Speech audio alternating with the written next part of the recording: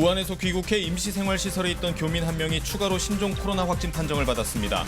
어제부터 새 진단법이 적용돼 하루 3,000건까지 진단할 수 있게 됐습니다.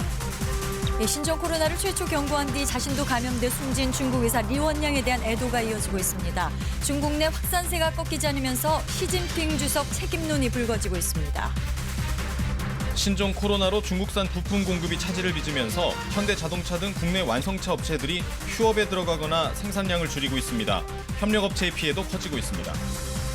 북한이 조만간 새 전략무기를 시험할 것이라고 북한 주재 러시아 대사가 말했습니다. 구체적인 시기는 준비 정도와 대외 정세 등이 변수가 될 것이라고 전망했습니다. 낮 기온은 오르겠지만 수도권과 충청, 호남, 제주의 미세먼지 농도가 나쁨 수준을 보이겠습니다. 오후에는 동해안에 눈이나 비가 오겠습니다. 여러분 안녕하십니까? 2월 8일 토요일 KBS 뉴스광장입니다. 신종 코로나 바이러스 감염증 확진 환자가 1명 추가돼 모두 24명으로 늘었습니다. 검사 시간을 줄인 새 진단법으로 하루 진단 가능 건수가 많아지면서 환자 수는 더 늘어날 것으로 보입니다. 그럼 먼저 중앙사고수습본부로 연결해 보겠습니다. 양예빈 기자, 현재 확진자 수가 24명, 변동이 없는 거지요? 네, 현재 확진자 수는 24명입니다. 24번째 확진자는 중국 우한에서 귀국해 임시 생활시설에서 머물렀던 교민입니다. 28살 한국인 남성인데요. 이 남성은 현재 국립중앙의료원으로 이송돼 있습니다. 이 환자는 현재 인후통 증상 외에는 다른 증상은 보이지 않는 것으로 알려졌습니다. 다른 확진 환자들의 상태도 안정적입니다. 23번째 환자는 폐렴 증상이 확인됐지만 양호한 건강 상태이고 13번째 환자도 폐렴 증상은 보이지만 환자가 느끼는 증상은 없다고 전해졌습니다. 환자와의 접촉자 숫자도 1,386명으로 늘었습니다. 접촉자 가운데 확진 판정을 받은 사람은 모두 9명입니다. 네, 확진자들이 늘어나면서 이분들이 다녀갔던 업체들 타격도 크다고 들었는데요. 어제도 마트와 백화점 그리고 호텔 등이 줄줄이 휴업했다고요? 네, 23번째 확진자가 다녀갔던 서울 중구의 롯데백화점 본점과 이마트 마포 공덕점 그리고 프레지던트 호텔이 임시 휴업을 결정했습니다. 23번째 확진자는 지난달 23일 관광 목적으로 중국 우한에서 입국한 중국인 여성인데요. 이 여성은 2일 첫 숙소인 서울 프레지던트 호텔을 나와 롯데백화점 본점을 찾았습니다. 이어 서대문구 숙소로 이동한 뒤 이마트 마포 공덕점을 방문했습니다. 다만 두 번째 숙소가 어디인지는 공개되지 않고 있습니다. 19번째 환자는 지난달 31일과 지난 3일 경기도 분당의 직장에 출근하고 음식점 등을 들렀습니다. 이에 따라 성남시는 순회역과 인근 학원 밀집 지역에 긴급 방역 조치를 시행했고 직장이 있는 건물 내 운영 중인 학원들은 9일까지 휴원에 들어갔습니다. 네, 새 진단법이 도입되면서 검사 시간이 크게 줄었다고 하는데 얼마나 줄어든 건지 궁금합니다. 네, 실시간 유전자 검출로 불리는 새 진단법은 신종 코로나 바이러스에만 존재하는 유전자를 검출해 감염 여부를 진단하는 건데요. 진단 시간이 지금 6시간으로 줄었고 민간 병원에도 시약을 보급할 수 있어서 하루 진단 가능 건수가 3,000건까지 늘어나게 됐습니다. 기존 검사법은 검사에만 24시간이 걸리고 이송거리도 멀다 보니 하루 진단 가능 건수가 200건 정도에 불과했습니다. 앞으로 진단 검사가 본격 확대되면 확진자 수가 늘어날 것이라는 전망도 있는데요. 중국도 초기에 하루 진단 가능 건수가 200건에 불과했지만 지난달 23일부터 일부 병원에서 진단을 시작하고 27일부터 우한 지역 내 진단이 가능해지면서 확진자가 급증했습니다. 확인되지 않았던 감염자들이 대거 확진 판정을 받은 겁니다. 국내에서도 검사 소요 시간이 짧아지면서 확진자가 늘어날 가능성이 있는데요. 하지만 장기적인 추세는 방역의 성공 여부에 달린 것으로 보여집니다. 지금까지 중앙사고수습본부에서 KBS 뉴스 양예빈입니다. 네, 뉴스 시작 때 전해드렸던 헤드라인 네 번째 헤드라인의 자막과 내용이 일치하지 않았던 점 시청자분들께 사과드리겠습니다.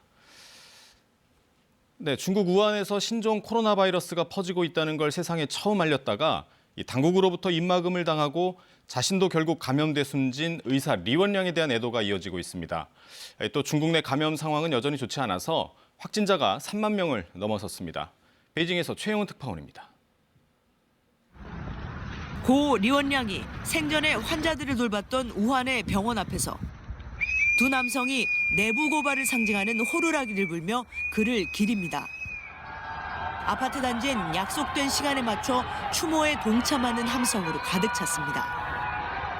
우한에서 신종 코로나 바이러스가 퍼지는 걸 처음 경고한 의사 리원량. 하지만 당국으로부터 입막음 당한 것이 알려졌고 그가 환자들을 돌보다 결국 감염돼 숨지자 중국에선 애도와 함께 당국에 대한 비판의 목소리가 커지고 있습니다. 他所展现出来的就是一个对社会的一个负责任的态度，他非常诚实守信，所以我觉得对这个事情，我觉得全社会都要进行反思的。 해를 넘겨 민주화 시위를 이어가는 홍콩에서도 리원량을 위한 추모식이 열렸습니다. The Chinese people do not know what is happening, and therefore, actually it's the regime that is allowing this virus to spread around. 민심이 들끓자 중국 정부는 이례적으로 조사에 들어가겠다고 발표했습니다. 하지만 초기에 정보를 통제하고 늑장 대처에 사태를 키웠다는 불만은 사그러들지 않고 있습니다. 시진핑 주석이 인민전쟁이라고 부르며 방역에 총력전을 벌이고 있지만 중국 내 상황은 여전히 나빠 확진자는 3만 1천여 명, 사망자도 630여 명까지 늘어난 상황입니다. 여기에 다음 주부터는 곳곳에서 기업들이 조업 재개에 들어갈 것으로 보여 추가 확산도 우려되고 있습니다. 베이징에서 KBS 뉴스 최영은입니다. 미국에 도착한 크루즈선 탑승객 중에도 신종 코로나 바이러스 의심 환자가 나타났습니다. 또 최근 중국과 일본 등 크루즈선에서 이렇게 확진자와 의심 환자가 속출하면서 일부에서는 중국을 다녀온 여행객들의 탑승을 아예 거부하고 나섰습니다. 이 소식은 워싱턴에서 서지영 특파원입니다. 미 뉴저지 베이온에 입항한 크루즈선에 탑승한 중국 국적 승객은 20여 명입니다. 크루즈 측은 현재 신종 코로나 바이러스 감염증 확진 판정을 받은 승객은 없지만 4명이 발열 증상을 보여 병원으로 이송됐다고 밝혔습니다. 이어 검사 결과가 나올 때까지 출항을 미룰 예정이라고 덧붙였습니다. 최근 중국, 베트남, 일본 등을 운항하는 크루즈선에서 바이러스 확진자, 의심자가 속출하면서 일부 크루즈사들은 보름 내 중국을 여행한 승객의 탑승을 거부하는 등 개별 조치에 나서고 있습니다. 우한에서 3차로 철수한 미국인 300여 명은 현지 시간 7일 본토에 도착했습니다. 탑승객들은 네브라스카 주 방위군 훈련기지 인근에서 2주간 격리될 예정입니다. 지금까지 우한에서 철수한 미국인은 800여 명, 미국 내 확진자는 12명입니다. 미 정부는 신종 코로나 바이러스 관련 미국 내 즉각적인 위험은 낮다고 밝혔습니다. It's understandable that Americans are concerned. But again, the immediate risk to the American public is low, and we are vigilant in our efforts to confront the challenges that this new virus presents. 전날 밤 시진핑 중국 국가주석과 전화통화한 트럼프 대통령은 중국이 신종 코로나 바이러스 감염증 대처를 잘 할 것이라며 낙관적인 전망을 내놨습니다. I had a very good talk with President Xi, and we talked mostly about the coronavirus. They're working really hard, and I think they're doing a very professional job. 트럼프 대통령은 신종 코로나 바이러스가 세계 경제에 미칠 영향을 우려하는 질문에 중국이 잘 해낼 것으로 생각한다고 답했습니다. 전 세계적으로 확산되는 질병을 극복하기 위해 일단 협력이 먼저라는 취지로 해석됩니다. 워싱턴에서 KBS 뉴스 서지영입니다. 신종 코로나 감염자가 발생한 일본 크루즈선에 탑승 한국인 숫자가 9명이 아니라 14명인 것으로 확인됐습니다.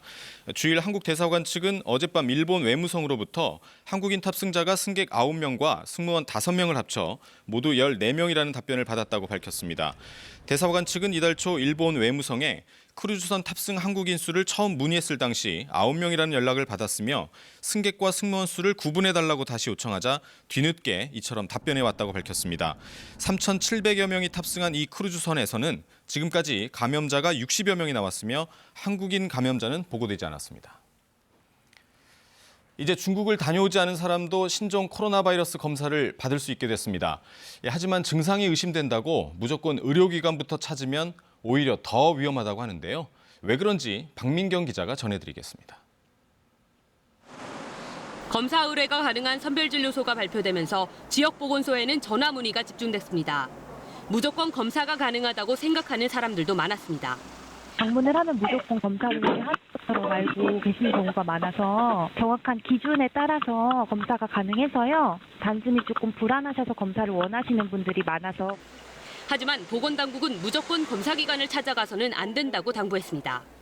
정작 검사가 필요한 환자가 검사에서 밀릴 수도 있기 때문입니다. 병원을 내원한 환자분들께서도 막연한 불안감으로 검사를 받으실 필요는 없으며 담당 의료진의 전문적인 판단을 신뢰해 주실 것을 부탁드립니다. 질병관리본부의 환자 분류에 부합하고 의사가 검사가 필요하다고 판단한 의심 환자가 우선입니다. 후베이성뿐 아니라 중국 다른 지역을 방문한 후 발열 또는 호흡기 증상이 나타난 경우, 또 최근 동남아 등 지역사회 유행 국가를 여행한 후 14일 이내 증상이 나타난 경우가 여기에 해당합니다. 이에 해당하지 않으면 다른 원인 질환을 먼저 의심해봐야 합니다. 새로운 검사법 도입으로 검사 시간이 단축됐다 하더라도 당장 소화할 수 있는 검사량에는 한계가 있습니다. 선별진료소를 바로 가지 말고 질병관리본부 1339나 보건소에 먼저 전화 상담하는 게 좋습니다. 흔히 우리가 느끼는 감기 증상이라면 절대 병원에 안 오시는 게 좋겠습니다. 감기가 들렸는데 혹시 그런 거 아니야? 이렇게 해서 오시는 건 지금 진료 체계를 망가뜨리는 시발점이라고 생각합니다. 정부는 검사 결과를 통보받을 때까진 하루에서 이틀 정도가 걸릴 것으로 보고 있습니다. 현재 검사 가능 건수가 일일 3,000여 건이고 순차적으로 검사 기간을 확대해 나가고 있는 만큼 당분간은 검사를 원하는 모든 국민들께 검사를 적용할 수 없는 상황. 또 검사 결과가 나올 때까지는 자택에서 자가격리 상태를 유지하는 것도 중요합니다. KBS 뉴스 박민경입니다. 신종 코로나 바이러스 감염증 환자들을 치료 중인 우리 국내 의료진이 어제 그동안의 임상 특징을 발표했습니다. 국내의 경우는 신종 코로나의 중증도는 떨어지지만 전파 속도는 빠르게 보인다고 밝혔습니다. 또 국내 확진자 가운데 중증 환자는 없는 것으로 나타났습니다. 이충원 의학 전문 기자입니다. 중국 내 신종 코로나 바이러스 감염증의 치사율은 후베이성 우한시가 4.9%, 후베이성 3.1%입니다. 국내 의료진은 신종 코로나의 치사율을 우리나라에 대입하면 이보다 훨씬 낮을 것이라고 추정했습니다. 우리나라는 가벼운 증상만 있어도 확진 환자로 분류합니다. 하지만 중국은 가벼운 증상의 환자는 제외한 폐렴이 생긴 중증 환자만 공식 집계에 포함해 치사율이 높게 나온다는 겁니다. 중국에서 감기처럼 지나가는 환자는 국가 통계에 잡지 않고 있습니다.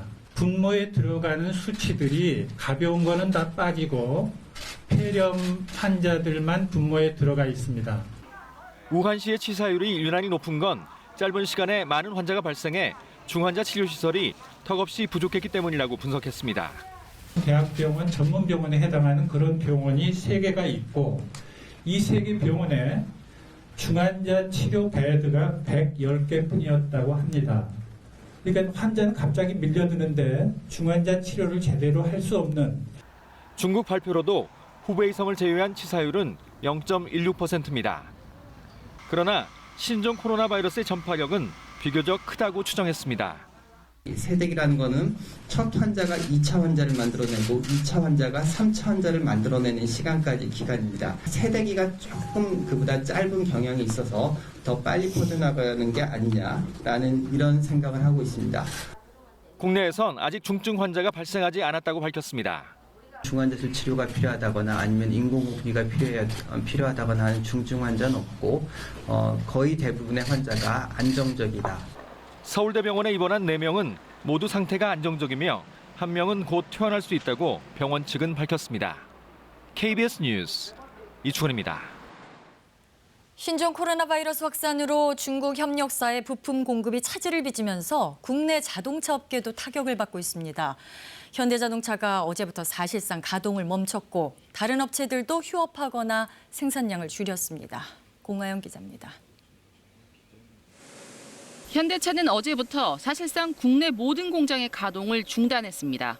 현대차가 멈춘 건 부품업체가 어려움을 겪던 IMF 사태 이후 23년 만입니다. 전주의 버스 생산 시설만 정상 가동하는데 하루 7,000대가량 생산 차질이 예상됩니다. 오는 12일부터 가동을 재개할 예정인데 중국 부품 공장 상황이 변수입니다. 기아차도 다음 주 월요일인 10일 휴업에 들어가고 이후 연장 여부는 노사가 협의할 방침입니다. 쌍용차와 르노, 삼성, 한국 GM 등 나머지 완성차 업체들도 휴업에 들어갔거나 생산량을 줄인 상황입니다. 모두 전선 뭉치인 와이어링 하니스라는 부품이 바닥났기 때문입니다. 와이어링 하니스를 만들 때 수작업이 필요해 국내 업체들은 인건비를 줄이기 위해 중국에서 생산해왔습니다. 중국산 의존도가 85% 수준에 이릅니다. 와이어링 하니스 소진으로 완성차 업계가 멈추면서 피해는 하청업체로 확산하고 있습니다. 현대차의 범퍼를 납품하던 업체들도 생산을 중단했는데 현대차 하청업체는 3차 하청까지 5천 곳이 넘어 장기화되면 피해가 커질 수밖에 없습니다. 관련해 정부는 다음 주 신종 코로나 대응 중소기업 소상공인 대책을 발표할 예정입니다. KBS 뉴스 공화영입니다. 주말인 오늘 추위 걱정은 덜하겠습니다. 어제 낮부터 온화한 서풍이 불어오면서 기온이 올랐는데요. 오늘 서울의 아침 기온 영하 0.9도, 낮 기온 4도로 어제보다 기온이 높겠습니다. 하지만 이렇게 기온이 오르니까 미세먼지가 말썽입니다. 오늘 서쪽 지역을 중심으로 미세먼지 농도가 높게 나타날 것으로 보이고요. 강원 지역에서는 오전에 미세먼지 농도가 높게 나타날 것으로 보입니다.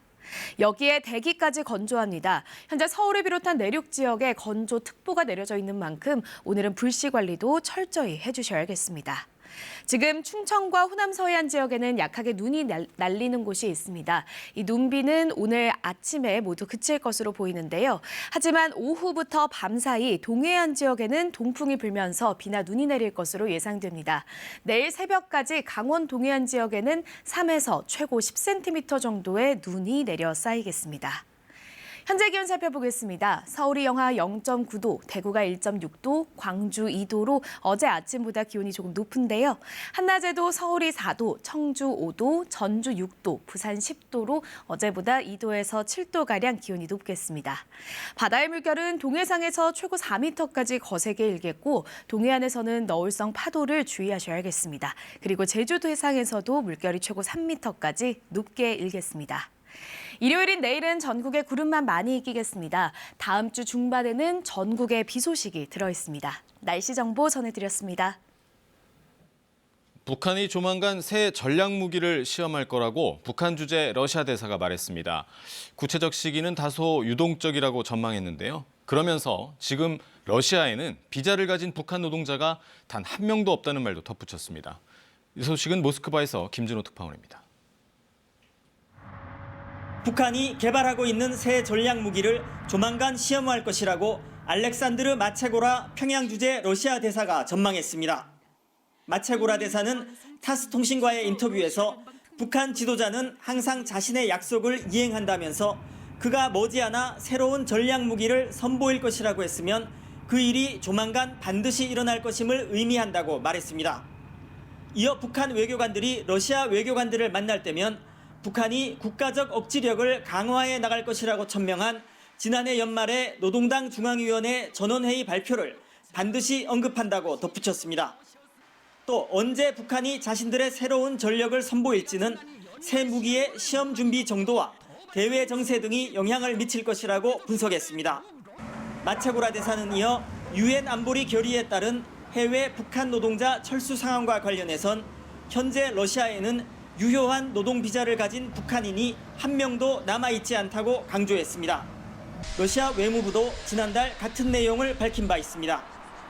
마체고라 대사는 올해는 푸틴 러시아 대통령의 평양 방문 20주년이자 2차 세계대전 승전 75주년이라면서 러북 양국 간의 대표단 교류와 공동 행사가 있을 것이라고 전했습니다. 모스크바에서 KBS 뉴스 김준호입니다. 미국 민주당의 대통령 후보 선출을 위한 첫 관문이죠. 아이오와 경선의 최종 승자가 사흘 만에 가려졌습니다. 38살 부티지지 후보가 샌더스 상원의원을 간발의 차로 앞서며 승리했는데요. 하지만 개표 과정과 결과에 문제 제기가 잇따르면서 후폭풍도 거셉니다. 워싱턴에서 김은규 특파원입니다. 사상 초유의 개표 지연으로 민주당 아이오와 코커스는 사흘 만에야 최종 결과를 내놨습니다. 중간 발표 때부터 선두를 달린 부티지지 전 사우스밴드 시장이 승리했습니다. 대의원 확보 비율로 승자를 따지는데 부티지지는 26.2%였고 불과 0.1%포인트 차이로 샌더스는 2위입니다. You are holding a narrow lead of a tenth of a percentage point over Senator Sanders. Well, it's fantastic news to hear that we won. 워런 상원 의원, 바이든 전 부통령이 그 뒤를 이어 3위와 4위입니다. 대의원 확보 비율에선 뒤졌지만 득표수에서 부티지지를 앞선 샌더스 상원 의원은 불만입니다. Really sad that the Democratic Party of Iowa, if I may say so, screwed up the counting process quite so badly. 단순한 개표 차질이 아니라 일부 지역에선 투표수가 잘못 계산되거나 대의원 배분이 제대로 되지 않았다는 전문가들 분석이 잇따랐습니다. 민주당 경선을 총괄하는 전국위원회 위원장이 아이오와 민주당의 집계 결과를 재확인할 것을 요구했습니다. 아이오와 민주당 측은 후보들이 공식 요구하면 재조사하겠다는 입장입니다. 민주당이 혼돈에 빠졌다고 미 언론들은 전하고 있습니다. 트럼프 대통령도 조롱하고 나섰습니다. I see these shows this morning. They're saying, "Oh, this is a disaster. Trump is going to kill us on this one." They're right. 이제 나흘 뒤 있을 뉴햄프셔 경선에 눈과 귀가 집중되고 있습니다.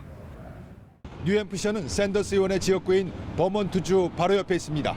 샌더스 의원이 서력을 벼르는 가운데 부티지지 후보의 선전이 지속될지 여부가 관전 포인트입니다. 워싱턴에서 KBS 뉴스 김은규입니다. 법무부가 국회 제출을 거부해 논란이 됐던 청와대 선거 개입 의혹 사건의 공소장 전문을 동아일보가 공개했습니다. 검찰은 공소장 첫머리에서부터 대통령의 선거 중립 의무를 거론하며 청와대를 정면으로 겨냥했는데 피고인들이 혐의를 전면 부인하고 있어서 법정에서 치열한 공방이 예상됩니다. 최형원 기자입니다. 동아일보가 인터넷 홈페이지에 청와대 선거 개입 의혹 사건 공소장 전문을 올렸습니다. A4 용지 71페이지 분량의 공소장 첫머리에서 검찰은 공무원의 선거 중립 의무부터 언급했습니다. 특히 대통령이나 대통령 업무를 보좌하는 공무원에겐 다른 공무원보다도 선거에서의 정치적 중립이 더욱 특별히 요구된다며 이번 사건이 청와대의 조직적 선거 개입이라는 시각을 분명히 했습니다. 검찰은 이를 뒷받침하는 근거로 송철호 울산시장의 당선을 위해 청와대 7개 비서관실이 각각 업무를 분담해 개입했다고 공소장에 밝혔습니다. 먼저 민정비서관실과 반부패 비서관실은 김기현 전 울산시장의 측근비리 의혹 첩보를 생산해 경찰에 이첩하고 이후 국정상황실과 함께 경찰 수사 상황을 모두 21차례에 걸쳐 보고받았다고 검찰은 적시했습니다. 또 검찰은 당시 청와대 균형발전 비서관실 장모행정관이 송 시장 측의 청탁을 받아 김기현 전 시장의 공약인 산재 모병원의 예타 탈락 사실 발표를 미뤘다고 봤습니다. 공천 개입 의혹에 대해서도 검찰은 한병도 전 정무수석이 송 시장의 단수 공천을 위해 경쟁자였던 임동호 전 민주당 최고위원에게 시장 경선 출마 직전까지 수차례에 걸쳐 공기업 사장, 총영사 등 자리를 제안했다고 검찰은 보고 있습니다. 하지만 당사자들은 이 같은 공소장 내용이 명백한 허위다, 굉장한 공소장이다라며 전면 부인하고 있습니다. 따라서 법정에서도 치열한 공방이 예상됩니다.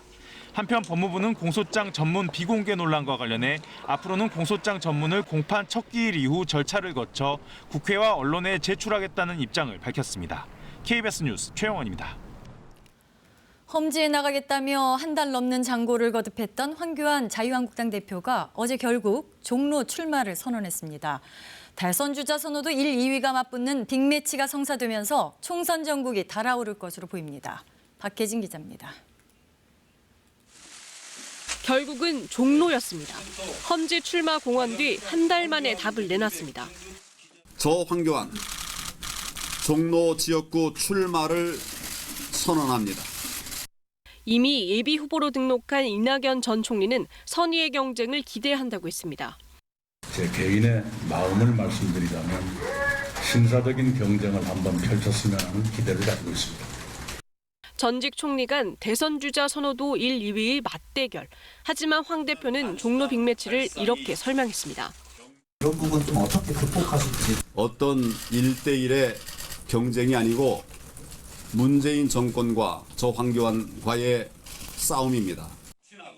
개인 대결이 아닌 정권 심판론으로 맞서겠다는 겁니다. 황 대표가 종로 출마를 선언하면서 그간 표출됐던 이른바 TK 물갈이론에 대한 반발에도 영향을 미칠 것으로 보입니다. 당장 종로 출마 선언 뒤 중진들을 압박했습니다. 내가 먼저 죽어야 우리가 살 수 있다고 생각합니다. 아마 우리 당의 여러 중진 의원들께서도 저와 생각이 같으리라고 생각합니다. 하지만 홍준표 전 대표는 황 대표의 종로 출마를 환영하면서도 다만 자신의 서울 복귀는 너무 늦었다고 했습니다. 김영호 공관위원장도 환영의 뜻을 밝혔는데 중량급 인사들의 전략 배치 등을 예고했습니다. 주춤했던 공천 작업에 속도가 붙을 전망입니다. KBS 뉴스 박혜진입니다. 네, 주말인 오늘 아침 교통 상황 살펴보겠습니다. 한국도로공사입니다. 이번 주말도 지난주에 이어서 고속도로 교통량이 적겠습니다. 아무래도 신종 코로나의 영향도 있을 텐데요. 예방을 위해 차량 내부에 손소독제를 비치해 두고 자주 소독해 주시는 것도 좋겠습니다. 오늘 지방 방향 정체는 오전 11시경 가장 심하겠고요. 오후 5시면 대부분 풀릴 것으로 예상됩니다. 지금도 전 구간 소통 상태 좋습니다. 다만 1번 경부선은 양방향으로 서울 요금소에서 차로를 막고 작업합니다. 통행하실 때 주의해서 이동해 주셔야겠고요. 시구간을 포함한 역시 양방향으로 소통 상태 좋습니다.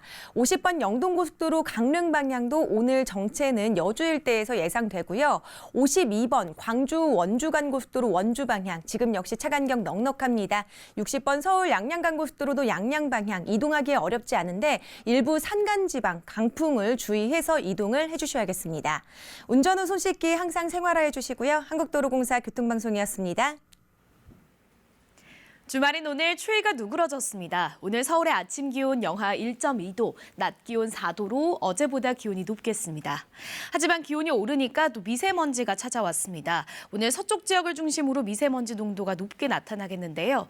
강원 지역에서도 오전까지 미세먼지 농도가 높게 나타날 것으로 예상됩니다.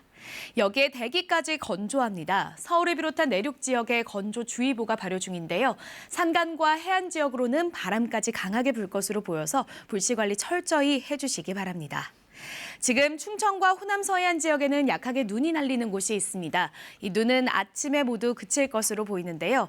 동풍이 불면서 동해안 지역은 오후부터 오늘 밤 사이 비나 눈이 내리는 곳이 있겠습니다. 특히 내일 새벽까지 강원 동해안 지역에는 3에서 최고 10cm 정도의 많은 눈이 내려 쌓일 것으로 예상됩니다. 현재 기온 살펴보겠습니다. 서울이 영하 1.2도, 대구가 1.5도, 광주 2.2도로 어제보다 온화하게 출발하고 있습니다. 한낮에는 서울이 4도, 대전 6도 예상되고요. 광주와 대구가 7도, 부산 10도 예상됩니다. 바다의 물결은 동해상에서 최고 4m까지 거세게 일겠고 동해안에서는 방파제나 해안도로를 넘는 너울성 파도를 주의하셔야겠습니다. 동해안의 눈비는 내일 새벽에 모두 그치겠고 일요일인 내일은 전국에 구름만 끼겠습니다. 날씨 전해드렸습니다. 이제 중국을 다녀오지 않은 사람도 의사 판단에 따라서는 신종 코로나 바이러스 검사를 받을 수 있게 됐습니다. 걱정스러운 마음으로 몰려든 환자들이 적지 않아서 일부 현장에서는 우려의 목소리도 있었습니다. 김진호 기자가 현장을 다녀왔습니다. 보호복으로 무장한 의료진이 의심 환자의 체온을 재고 격리된 곳에서 검체도 채취합니다. 어제부터 신종 코로나 대응법이 달라졌습니다. 음압시설이 갖춰진 텐트입니다. 중국을 다녀오지 않더라도 의료진 판단이 있으면 저곳에서 신종 코로나 바이러스 검사를 받을 수 있습니다. 스스로 이상 증세를 느끼며 답답해하던 사람들은 검사가 필요한지 따져볼 수 있게 됐습니다. 우한을 갔다 온 게 아니면 폐렴 증세와 그 고열이 있는 게 아니면 검사가 불가능하다 그래서 계속 기다리다가 전화가 불통이 되는 곳도 있지만 되는 곳도 있는 곳이 하나 있어서 지금 가려고 해요. 실제로 진단검사가 가능해진 일부 대형 병원으로 사람들이 몰리고 있습니다. 이 병원은 하루 평균 4-5명 정도가 신종 코로나 감염을 의심해 찾아왔지만 어제 오전엔 4시간 만에 10명이 왔습니다. 사실 찾아오신 분들만 10분이고요. 전화 문의도 굉장히 많았었거든요. 그러니까 검사가 가능하다고 들었다. 나 검사할 수 있느냐 이렇게 전화 문의도 굉장히 선별진료소로 많이 오고 있습니다. 증상이 없으면서도 검사만을 요구한 환자까지 나왔습니다. 해외 방문력이 있다는 것만으로 증상이 전혀 없는데 그 회사 제출용으로 검사를 원하시는 분들이 좀 많이 있습니다. 선별진료소가 마련된 보건소에는 중국 외 국가 방문자들의 문의가 이어졌습니다. 오늘은 말레이시아나 마카오 그 외 여러 지역에서 다 오시고 계시거든요. 이제 선별진료소 124곳에서 감염 의심 검사 의뢰를 할 수 있고 전국 대형 병원 등 40여 곳에서도 검사가 가능합니다. KBS 뉴스 김진호입니다. 네, 보신 것처럼 불안해하셨던 많은 시민분들이 검사를 받으셨는데요. 하지만 증상이 의심된다고 무조건 의료기관부터 찾으면 오히려 더 위험하다고 합니다. 왜 그런지 박민경 기자가 전해드리겠습니다. 검사 의뢰가 가능한 선별진료소가 발표되면서 지역 보건소에는 전화 문의가 집중됐습니다. 무조건 검사가 가능하다고 생각하는 사람들도 많았습니다. 방문을 하면 무조건 검사를 하는 것처럼 알고 계시는 경우가 많아서 정확한 기준에 따라서 검사가 가능해서요. 단순히 조금 불안하셔서 검사를 원하시는 분들이 많아서. 하지만 보건당국은 무조건 검사기관을 찾아가서는 안 된다고 당부했습니다. 정작 검사가 필요한 환자가 검사에서 밀릴 수도 있기 때문입니다. 병원을 내원한 환자분들께서도 막연한 불안감으로 검사를 받으실 필요는 없으며 담당 의료진의 전문적인 판단을 신뢰해 주실 것을 부탁드립니다. 질병관리본부의 환자 분류에 부합하고 의사가 검사가 필요하다고 판단한 의심 환자가 우선입니다. 후베이성뿐 아니라 중국 다른 지역을 방문한 후 발열 또는 호흡기 증상이 나타난 경우, 또 최근 동남아 등 지역사회 유행 국가를 여행한 후 14일 이내 증상이 나타난 경우가 여기에 해당합니다. 이에 해당하지 않으면 다른 원인 질환을 먼저 의심해봐야 합니다. 새로운 검사법 도입으로 검사 시간이 단축됐다 하더라도 당장 소화할 수 있는 검사량에는 한계가 있습니다. 선별진료소를 바로 가지 말고 질병관리본부 1339나 보건소에 먼저 전화 상담하는 게 좋습니다.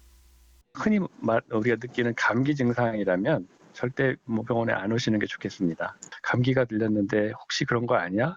이렇게 해서 오시는 건 지금 진료 체계를 망가뜨리는 시발점이라고 생각합니다. 정부는 검사 결과를 통보받을 때까진 하루에서 이틀 정도가 걸릴 것으로 보고 있습니다. 현재 검사 가능 건수가 일일 3,000여 건이고 순차적으로 검사 기간을 확대해 나가고 있는 만큼 당분간은 검사를 원하는 모든 국민들께 검사를 적용할 수 없는 상황. 또 검사 결과가 나올 때까지는 자택에서 자가격리 상태를 유지하는 것도 중요합니다. KBS 뉴스 박민경입니다. 그동안 신종 코로나 바이러스 감염증 환자들을 치료해온 국내 의료진이 이 병의 특징을 발표했습니다. 국내의 경우 중증도는 떨어지지만 전파 속도가 빠르다는 건데요. 다행히 국내 확진자 중엔 중증 환자가 없다고도 밝혔습니다. 이충헌 의학 전문 기자입니다. 중국 내 신종 코로나 바이러스 감염증의 치사율은 후베이성 우한시가 4.9%, 후베이성 3.1%입니다. 국내 의료진은 신종 코로나의 치사율을 우리나라에 대입하면 이보다 훨씬 낮을 것이라고 추정했습니다. 우리나라는 가벼운 증상만 있어도 확진 환자로 분류합니다. 하지만 중국은 가벼운 증상의 환자는 제외한 폐렴이 생긴 중증 환자만 공식 집계에 포함해 치사율이 높게 나온다는 겁니다. 중국에서 감기처럼 지나가는 환자는 국가 통계에 잡지 않고 있습니다. 분모에 들어가는 수치들이 가벼운 거는 다 빠지고 폐렴 환자들만 분모에 들어가 있습니다. 우한시의 치사율이 유난히 높은 건 짧은 시간에 많은 환자가 발생해 중환자 치료시설이 턱없이 부족했기 때문이라고 분석했습니다. 대학병원, 전문병원에 해당하는 그런 병원이 3개가 있고 이 3개 병원에 중환자 치료 베드가 110개 뿐이었다고 합니다. 그러니까 환자는 갑자기 밀려드는데 중환자 치료를 제대로 할 수 없는. 중국 발표로도 후베이성을 제외한 치사율은 0.16%입니다. 그러나 신종 코로나 바이러스의 전파력은 비교적 크다고 추정했습니다. 세대기라는 거는 첫 환자가 2차 환자를 만들어내고 2차 환자가 3차 환자를 만들어내는 시간까지 기간입니다. 세대기가 조금 그보다 짧은 경향이 있어서 더 빨리 퍼져나가는 게 아니냐라는 이런 생각을 하고 있습니다. 국내에선 아직 중증 환자가 발생하지 않았다고 밝혔습니다. 중환자실 치료가 필요하다거나 아니면 인공호흡기가 필요하다거나 하는 중증 환자는 없고 거의 대부분의 환자가 안정적이다. 서울대병원에 입원한 4명은 모두 상태가 안정적이며 1명은 곧 퇴원할 수 있다고 병원 측은 밝혔습니다. KBS 뉴스 이충헌입니다. 신종 코로나 바이러스 확진자와 접촉해 현재 자가격리 중인 사람은 1,083명입니다. 이 자가격리는 외출이 금지되고 집에서도 독립된 공간에서 혼자 지내야 하는 그런 생활 수칙들이 있는데요. 이런 지침들이 잘 지켜지고 있는지 자가격리 대상자 2명과 전화로 인터뷰했습니다. 홍진아 기자입니다. 30대 여성 김모 씨는 지난달 말부터 일주일 넘게 격리 중입니다. 40대 남성 유모 씨는 지난달 25일 12번째 확진 환자가 다녀간 병원을 아내, 자녀들과 함께 방문했다가 가족 4명이 함께 자가격리 중입니다. 이들은 집에만 머무르며 하루 2번씩 열을 재고 보건소로부터 확인 전화를 받습니다. 끼니는 구청에서 보내준 라면과 간편식으로 해결합니다. 저희 이제 애기 있고 그런데 쌀, 김, 스팸, 참치, 요거 물 요걸로 생활하라 그런 거 자체가 조금 그런 건 불편함이 있죠. 보건당국은 자가격리 대상자에게 식사는 혼자서 가족과는 접촉하지 말라고 하지만 돌봄이 필요한 어린 자녀와의 격리는 사실상 힘듭니다. 애기들한테 뭐 직접적인 이렇게 뽀뽀나 이런 거를 최대한 피하고 그러고 있죠. 많이 씻기고. 외출이 금지돼 집안에만 있어야 하는 건 큰 스트레스입니다. 그보다 더 힘든 건 SNS 등 온라인에 자신과 관련된 잘못된 정보가 나돌아 억울한 오해를 받을 때라고 합니다. 저는 제 음성을 받았는데 엉뚱하게 얘기가 돌고 있고 저는 그런 게 좀 억울했고 다들 일들을 이렇게 만들고 있구나. 보건소 직원이 직접 방문해 상황을 눈으로 확인하는 것은 아닌 만큼 외출 금지 등 지침을 스스로 얼마나 잘 지키는가가 관건입니다. 자가격리를 시킬 거면 조금 더 강제성을 가지고 통제를 했으면 좋겠어요. 이게 진짜 맘만 먹으면 나갈 수 있거든요. 타인을 생각해서 요 시국이 조금 지날 때까지는 조금 희생이 필요하지 않을까라는. 저도 지침대로 잘 양심 지키면서 있으니까 특히나 이제 접촉자 관련해서는 선입견이 좀 없으셨으면 좋겠고요. KBS 뉴스 홍진아입니다. 상황이 이렇다 보니 해외여행을 취소하는 사람들도 많아지고 있습니다. 그런데 질병 확산에 따른 여행 취소와 관련해서는 별도의 위약금 규정이 없다 보니까 소비자나 여행사 간 분쟁으로 이어지는 경우도 늘고 있습니다. 손은혜 기자가 취재했습니다. 베트남 여행을 가려던 최경옥 씨 부부. 신종 코로나 확산으로 여행을 취소했습니다. 여행을 일주일 정도 앞두고 30%의 취소 수수료, 1인당 17만 원가량을 물었습니다. 큰 병이 많이 돌아다니는 상황이니까 그래서 자제하려고 했던 것뿐인데 일반 상황에서 단순 변심한 거와 똑같은 30%를 차감한다고 하니까 좀 화가 났던 거죠. 신종 코로나 바이러스 발원지인 중국뿐 아니라 세계 각국에서 확진자가 잇따르자 해외여행 취소도 갈수록 늘어 6만 명이 넘습니다. 하지만 취소 수수료는 경우에 따라 다릅니다. 대부분 여행사는 중국과 마카오, 홍콩 여행은 취소 수수료를 부과하지 않기로 했습니다. 그러나 그 외 지역은 질병 확산과 관련해 별도 기준이 없어 표준 약관에 따라 수수료를 부과하고 있습니다. 표준 약관에 따르면 여행 30일 전까지는 계약금을 모두 돌려받을 수 있지만 여행일이 가까워질수록 수수료가 늘어 요금의 최대 50%까지 물어줘야 합니다. 여행 유의 국가도 아니고 아무것도 아닌 상태에서 소비자의 그 개인적인 불안감과 그 심리적인 우려만 가지고 사실 약관상 취소 수수료를 부과할 수밖에 없는 입장이거든요. 이런 가운데 한 태국 전문 여행업체는 신종 코로나 바이러스 사태 이후 문을 닫고 연락이 끊긴 상황입니다. 신종 질병 확산으로 소비자도 여행업계도 곤혹스러운 상황. 소비자원에 접수된 신종 코로나 관련 여행 분쟁만 600여 건에 이릅니다. KBS 뉴스 손은혜입니다. 신종 코로나 바이러스 확산에 대한 우려가 커지다 보니까 한 번 쓰고 버리는 일회용품을 찾는 사람들도 늘고 있습니다. 일부 자치단체는 카페나 식당 등에서 일회용품을 사용할 수 있도록 한시적으로 규제를 풀었습니다. 보도에 김지용 기자입니다. 머그잔이나 유리컵 대신 일회용 컵에 커피가 담겨 나갑니다. 과태료 대상이었던 매장 내 일회용품 사용이 신종 코로나 바이러스 전파 우려를 줄이기 위해 한시적으로 허용된 겁니다. 시민들의 불안감이 계속 증가하고 있어서 적극적이고 능동적인 행정 조치가 필요할 것 같아서 저희들이 시행하게 되었습니다. 실제로 카페나 식당에선 일회용 컵을 요구하는 손님이 많아졌습니다. 그 머그컵이나 유리잔 아무리 세척을 깨끗이 한다 해도 손님들 입장에서 많이 찝찝해하시고 불안해하신 점이 많았거든요. 공항이나 기차역, 터미널 등에 있는 음식점도 일회용품 사용이 가능해졌습니다. 일회용품은 각 지자체의 규정에 따라 감염병 위기경보 수준인 경계 단계가 해제될 때까지 사용할 수 있습니다. 대형마트에서도 일회용품을 구매하는 이들이 크게 늘었습니다. 한 마트의 경우 지난 일주일간 일회용품 매출이 10% 이상 늘었습니다.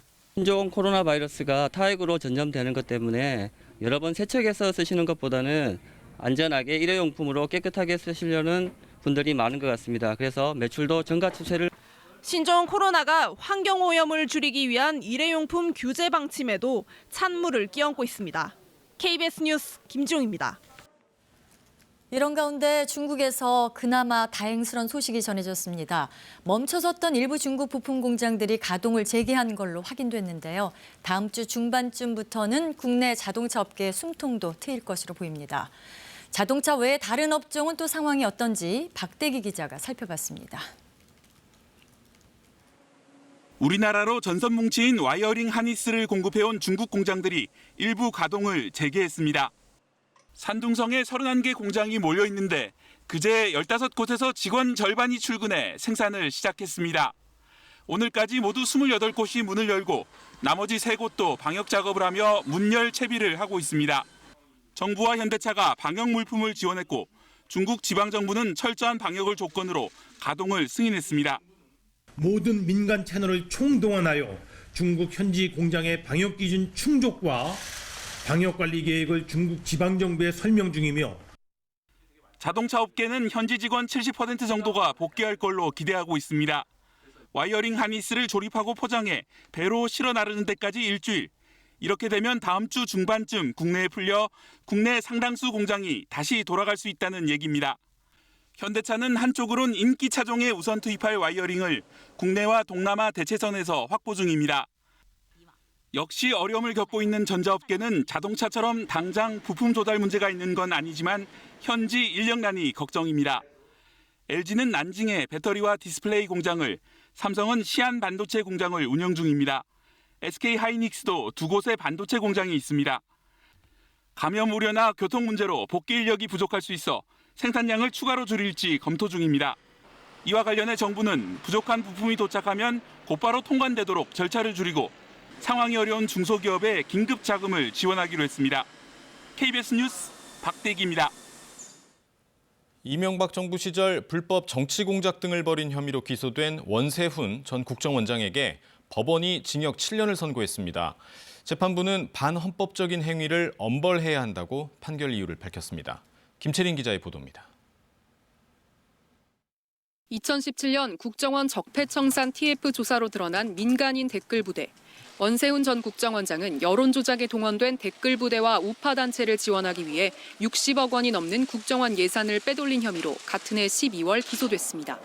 이를 시작으로 2018년 12월까지 검찰은 모두 9차례에 걸쳐 원 전 원장을 기소했습니다. 2년여의 재판 절차를 거쳐 법원은 어제 원 전 원장에게 징역 7년에 자격정지 7년을 선고했습니다. 국정원 외곽단체를 민간단체로 가장해 대통령의 안보정책 등을 홍보하고 청와대 지시로 어용노조 설립을 위해 국정원 자금을 지원하고 야권 인사들을 견제하고 감시한 행위 등 많은 정치 공작과 국고손실 혐의가 유죄로 판단됐습니다. 직위 유지를 위해 원 전 원장이 이명박 전 대통령과 이상득 전 의원에게 모두 2억 원이 넘는 국정원 돈을 뇌물로 준 혐의도 인정됐습니다.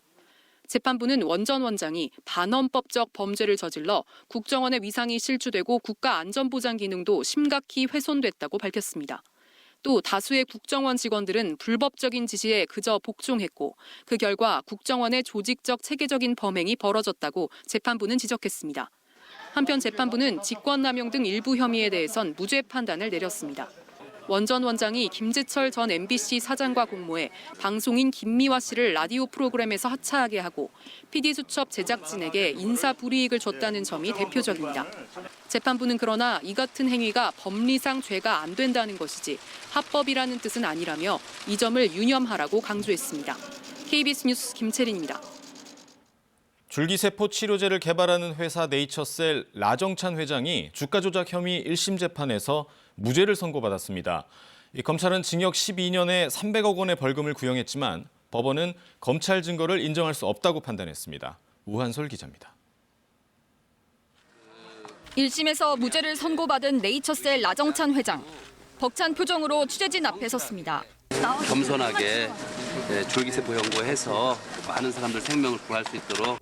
네이처셀은 2017년 수술 없이 주사로 퇴행성 관절염을 치료하는 조인트 스템을 개발했다고 발표했습니다. 식약처에 조건부 품목 허가를 신청했다는 사실이 알려지면서 주가는 6만 1,000원까지 뛰었습니다. 하지만 임상 환자 수가 너무 적다는 등의 이유로 허가가 반려되자 주가는 일주일 만에 2만 원대로 내려앉았습니다. 그 사이 네이처셀의 관계사인 알바이오는 주식 70만 주를 팔아 막대한 차익을 거뒀습니다. 서울 남부지검 증권범죄합동수사단은 라 회장이 주가 조작으로 235억 원의 부당이득을 얻었다며 재판에 넘겼습니다. 식약처에서 허가가 나지 않을 걸 알면서도 치료제 개발에 성공했다고 과장해 보도자료를 내 주가를 띄운 혐의 등으로 징역 12년과 벌금 300억 원을 구형했습니다. 그러나 법원은 무죄를 선고했습니다. 식약처가 허가하지 않을 걸 알면서도 라 회장이 주가를 올리기 위해 일부러 품목 허가를 신청했다고 보기 어렵고 보도자료를 내 홍보한 것도 기업의 자유라는 겁니다. 검찰은 또 라 회장이 2015년 유상증자 때 사기적 부정거래를 한 혐의가 있다고 주장했지만 법원은 검찰이 혐의 사실과 관련 없는 것들까지 압수해 영장주의 원칙을 위반했다며 증거 능력을 인정할 수 없다고도 꼬집었습니다. 1심 선고에서 무죄가 선고되자 네이처셀의 주가는 30% 가까이 올라 상한가를 기록했습니다. KBS 뉴스 우한솔입니다. 지난해 한 현직 경찰관이 귀가하는 여성을 건물 안까지 쫓아 들어가 추행한 사건이 있었는데요. 이 재판에서 이 남성은 추행할 의사가 없었다고 주장했지만 법원은 혐의가 모두 인정된다며 징역형의 집행유예를 선고했습니다. 민정희 기자입니다. 늦은 밤 한 남성이 여성의 뒤를 쫓아갑니다. 현관문이 열리고 여성이 들어가려 하자 남성이 뒤에서 달려와 여성을 덮칩니다. 바닥으로 쓰러진 여성이 거세게 저항하고 잠시 뒤 남성은 건물 밖으로 도망칩니다. 지난해 9월 서울 광진구의 주택가에서 벌어진 일입니다. 화면 속 남성은 서울지방경찰청 기동단 소속 경사 36살 배모 씨였습니다. 법원은 주거침입 강제추행 혐의로 재판에 넘겨진 배 씨에 대해 징역 3년에 집행유예 5년을 선고했습니다. 재판부는 피고인이 시민을 보호해야 할 경찰관으로서 죄질이 매우 불량하다고 판시했습니다. 특히 피해자가 자신을 보호해줄 것이라 믿었던 경찰 조직의 구성원으로부터 범행을 당해 큰 충격을 받았다고 강조했습니다. 다만 배 씨가 피해자와 합의를 했고 범죄 전력이 없는 점 등을 유리한 양형 사유를 고려했다고 밝혔습니다.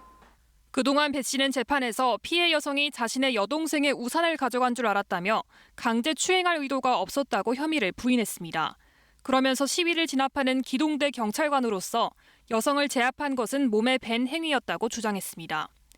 그러나 재판부는 피해자가 우산을 갖고 있지 않았던 점, 배 씨가 피해자를 쫓아가는 모습 등을 봤을 때 강제추행 혐의가 모두 인정된다고 판단했습니다.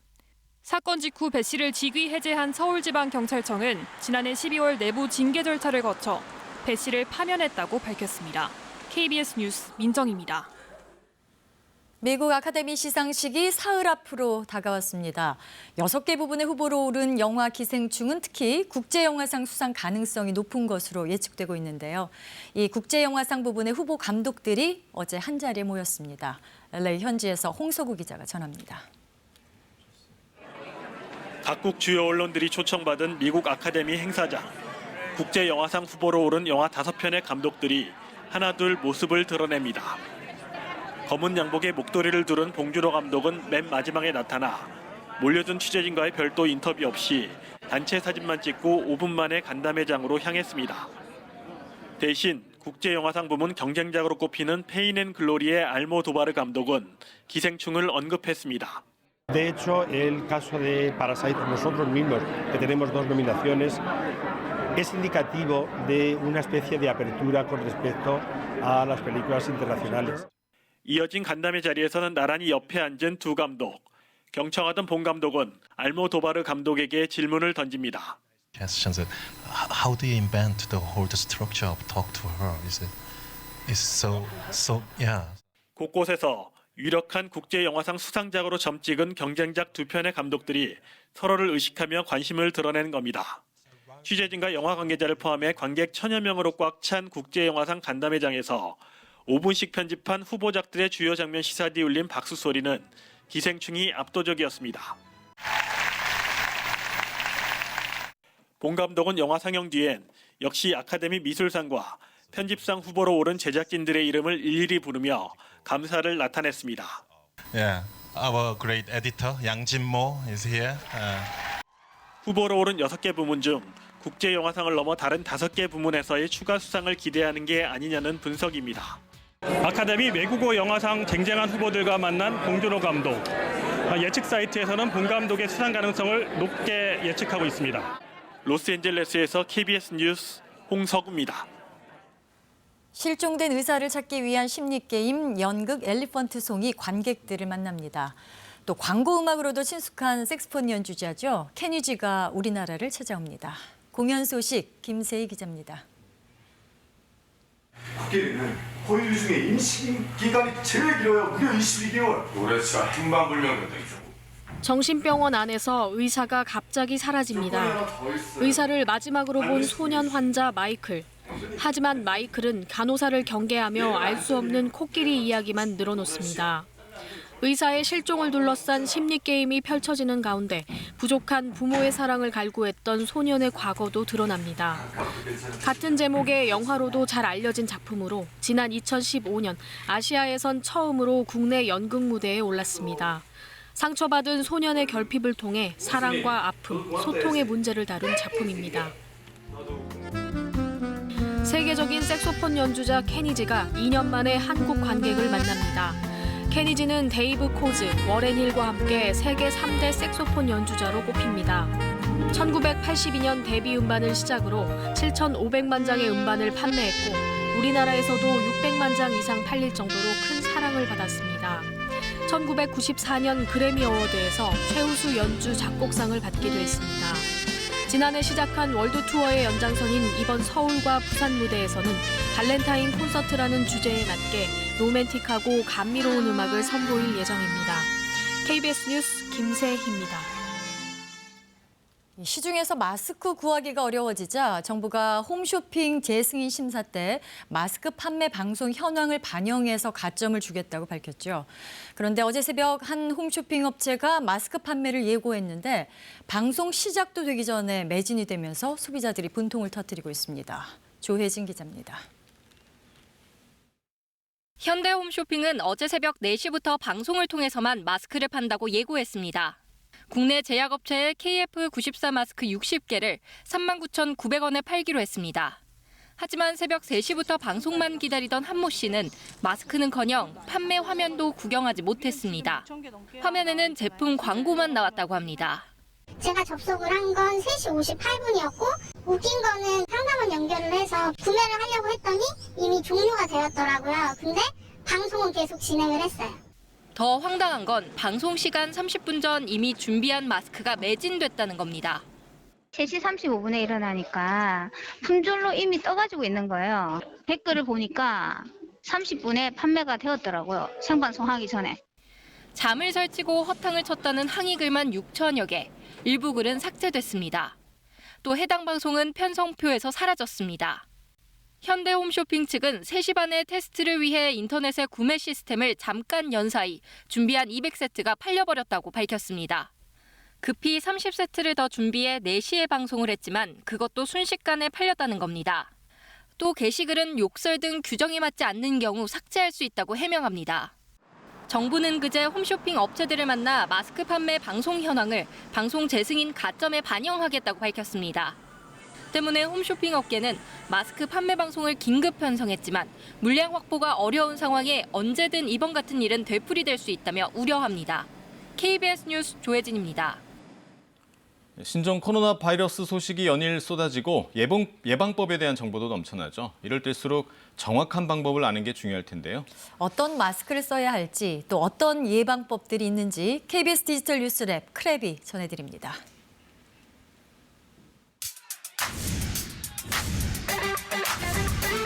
대체 어떻게 예방할 수 있다는 거야? 다음 중 감염을 예방할 수 있는 마스크는 1. 방진 마스크. 2.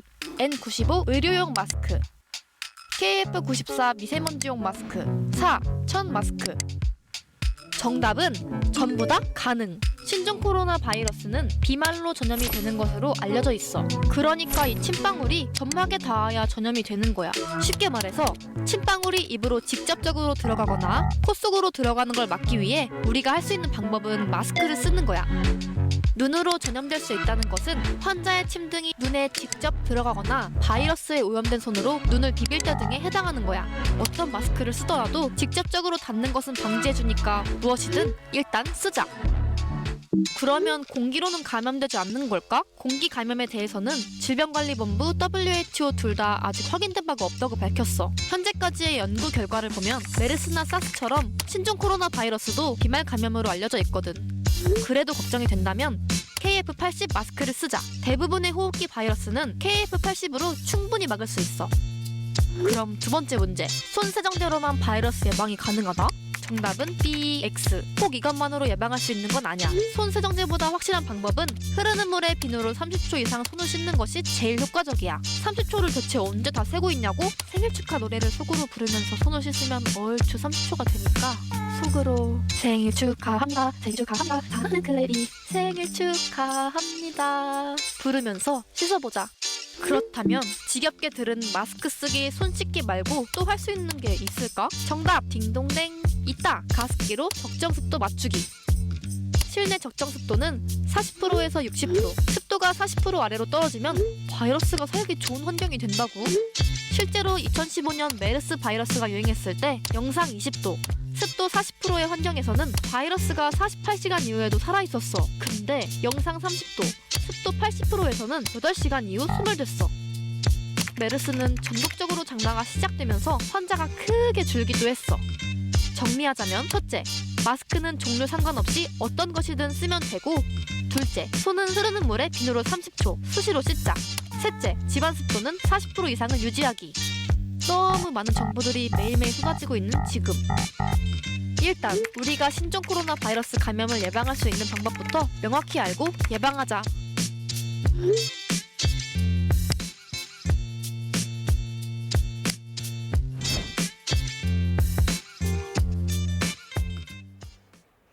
주말인 오늘 추위 걱정은 덜합니다. 어제 낮부터 온화한 서풍이 불어왔기 때문인데요. 오늘 서울의 아침 기온이 영하 1.2도, 낮 기온 4도로 어제보다 기온이 높겠습니다.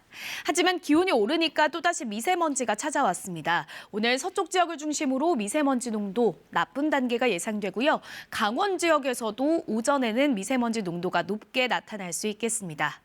여기에 대기까지 건조합니다. 서울을 비롯한 내륙 지역에는 건조주의보가 발효 중인 가운데 오늘 산간과 해안 지역으로는 바람도 강하게 불 것으로 보여서 작은 불이 큰 불로 번질 수 있는 만큼 불씨 관리 잘해 주시기 바랍니다. 현재 충청과 호남 서해안 지역에는 약하게 눈이 내리는 곳이 있습니다. 이 눈은 아침에 모두 그칠 것으로 보이는데요. 동풍이 불면서 동해안 지역은 오늘 오후부터 밤 사이에 눈이나 비가 내리는 곳이 있겠습니다. 내일 새벽까지 강원 동해안 지역에는 3에서 최고 10cm 정도의 많은 눈이 내릴 것으로 예상됩니다.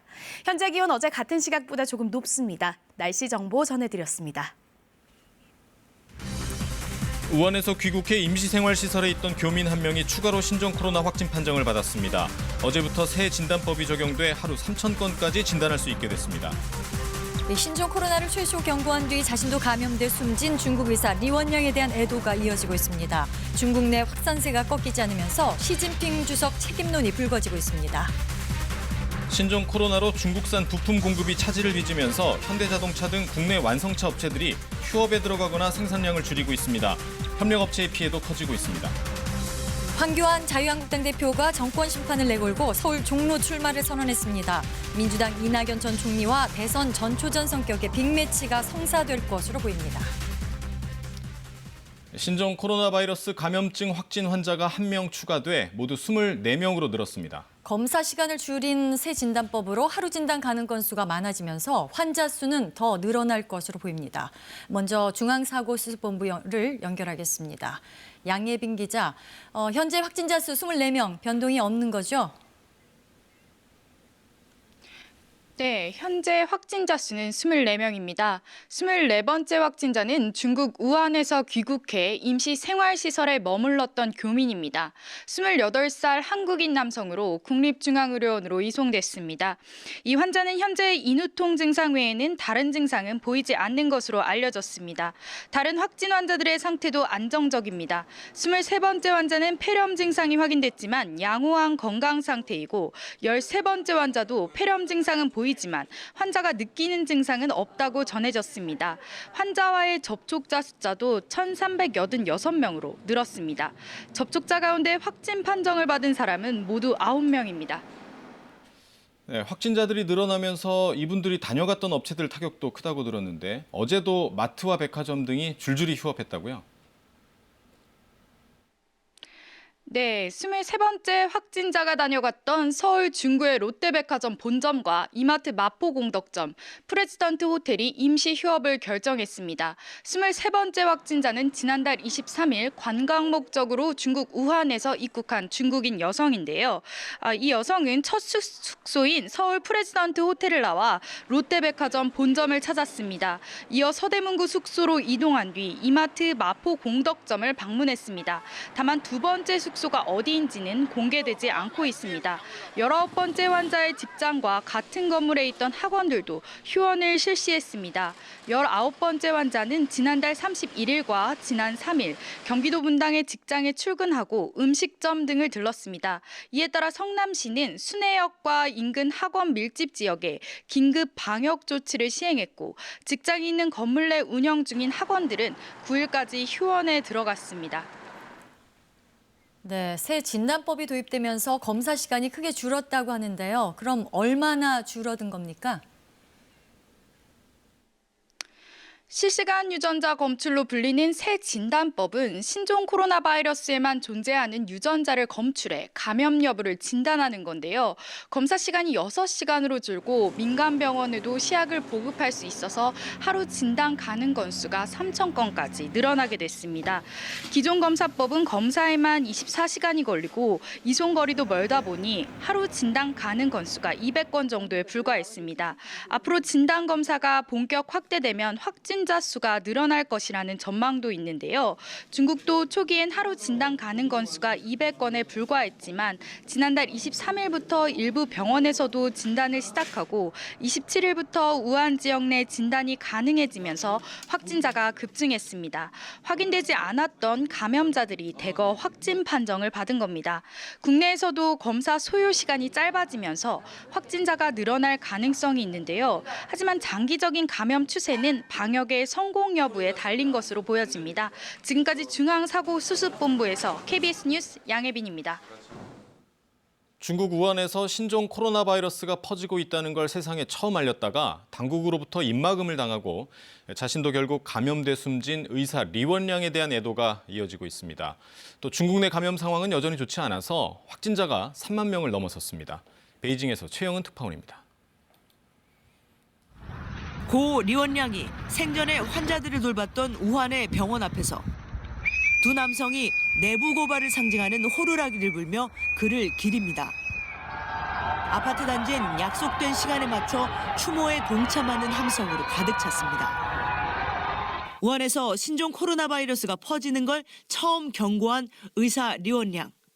하지만 당국으로부터 입막음 당한 것이 알려졌고 그가 환자들을 돌보다 결국 감염돼 숨지자 중국에선 애도와 함께 당국에 대한 비판의 목소리가 커지고 있습니다. 他所展现出来的就是一个对社会的一个负责任的态度，他非常诚实守信，所以我觉得对这个事情，我觉得全社会都要进行反思的。 해를 넘겨 민주화 시위를 이어가는 홍콩에서도 리원량을 위한 추모식이 열렸습니다. The Chinese people do not know what is happening, and therefore, actually it's the regime that is allowing this virus to spread around. 민심이 들끓자 중국 정부는 이례적으로 조사에 들어가겠다고 발표했습니다. 하지만 초기에 정보를 통제하고 늑장 대처에 사태를 키웠다는 불만은 사그러들지 않고 있습니다.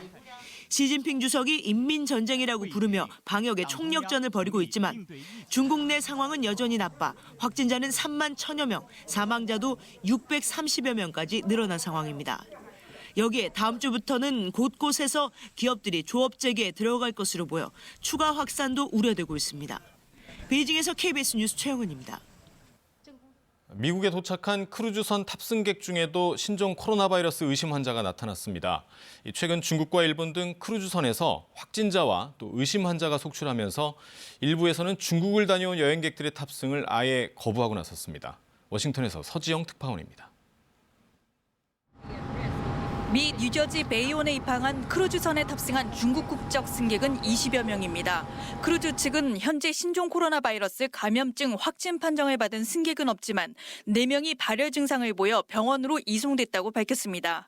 이어 검사 결과가 나올 때까지 출항을 미룰 예정이라고 덧붙였습니다. 최근 중국, 베트남, 일본 등을 운항하는 크루즈선에서 바이러스 확진자, 의심자가 속출하면서 일부 크루즈사들은 보름 내 중국을 여행한 승객의 탑승을 거부하는 등 개별 조치에 나서고 있습니다. 우한에서 3차로 철수한 미국인 300여 명은 현지 시간 7일 본토에 도착했습니다. 탑승객들은 네브라스카 주 방위군 훈련기지 인근에서 2주간 격리될 예정입니다. 지금까지 우한에서 철수한 미국인은 800여 명, 미국 내 확진자는 12명입니다. 미 정부는 신종 코로나 바이러스 관련 미국 내 즉각적인 위험은 낮다고 밝혔습니다. It's understandable that Americans are concerned. But again, the immediate risk to the American public is low, and we are vigilant in our efforts to confront the challenges that this new virus presents. 전날 밤 시진핑 중국 국가주석과 전화통화한 트럼프 대통령은 중국이 신종 코로나 바이러스 감염증 대처를 잘 할 것이라며 낙관적인 전망을 내놨습니다. I had a very good talk with President Xi, and we talked mostly about the coronavirus. They're working really hard, and I think they're doing a very professional job. 트럼프 대통령은 신종 코로나 바이러스가 세계 경제에 미칠 영향을 우려하는 질문에 중국이 잘 해낼 것으로 생각한다고 답했습니다. 전 세계적으로 확산되는 질병을 극복하기 위해 일단 협력이 먼저라는 취지로 해석됩니다. 워싱턴에서 KBS 뉴스 서지영입니다. 신종 코로나 감염자가 발생한 일본 크루즈선에 탑승 한국인 숫자가 9명이 아니라 14명인 것으로 확인됐습니다. 주일 한국대사관 측은 어젯밤 일본 외무성으로부터 한국인 탑승자가 승객 9명과 승무원 5명을 합쳐 모두 14명이라는 답변을 받았다고 밝혔습니다.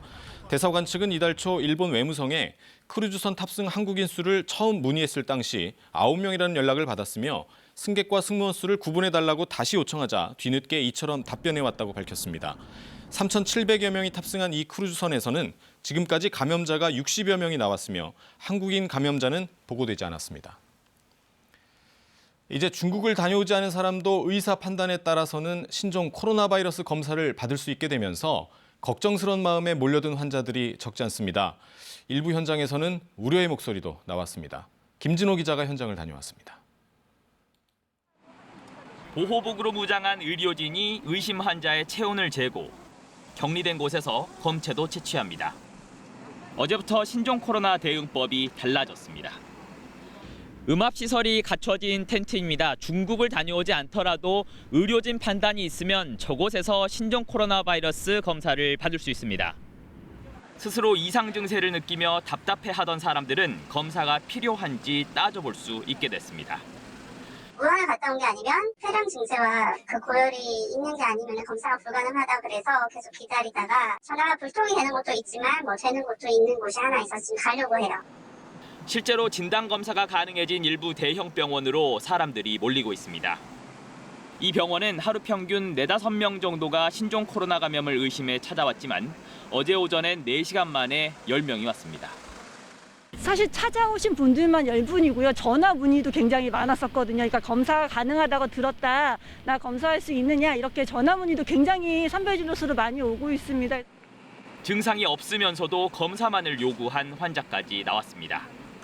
해외 방문력이 있다는 것만으로 증상이 전혀 없는데 그 회사 제출용으로 검사를 원하시는 분들이 좀 많이 있습니다.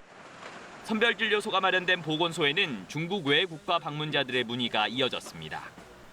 오늘은 말레이시아나 마카오 그 외 여러 지역에서 다 오시고 계시거든요.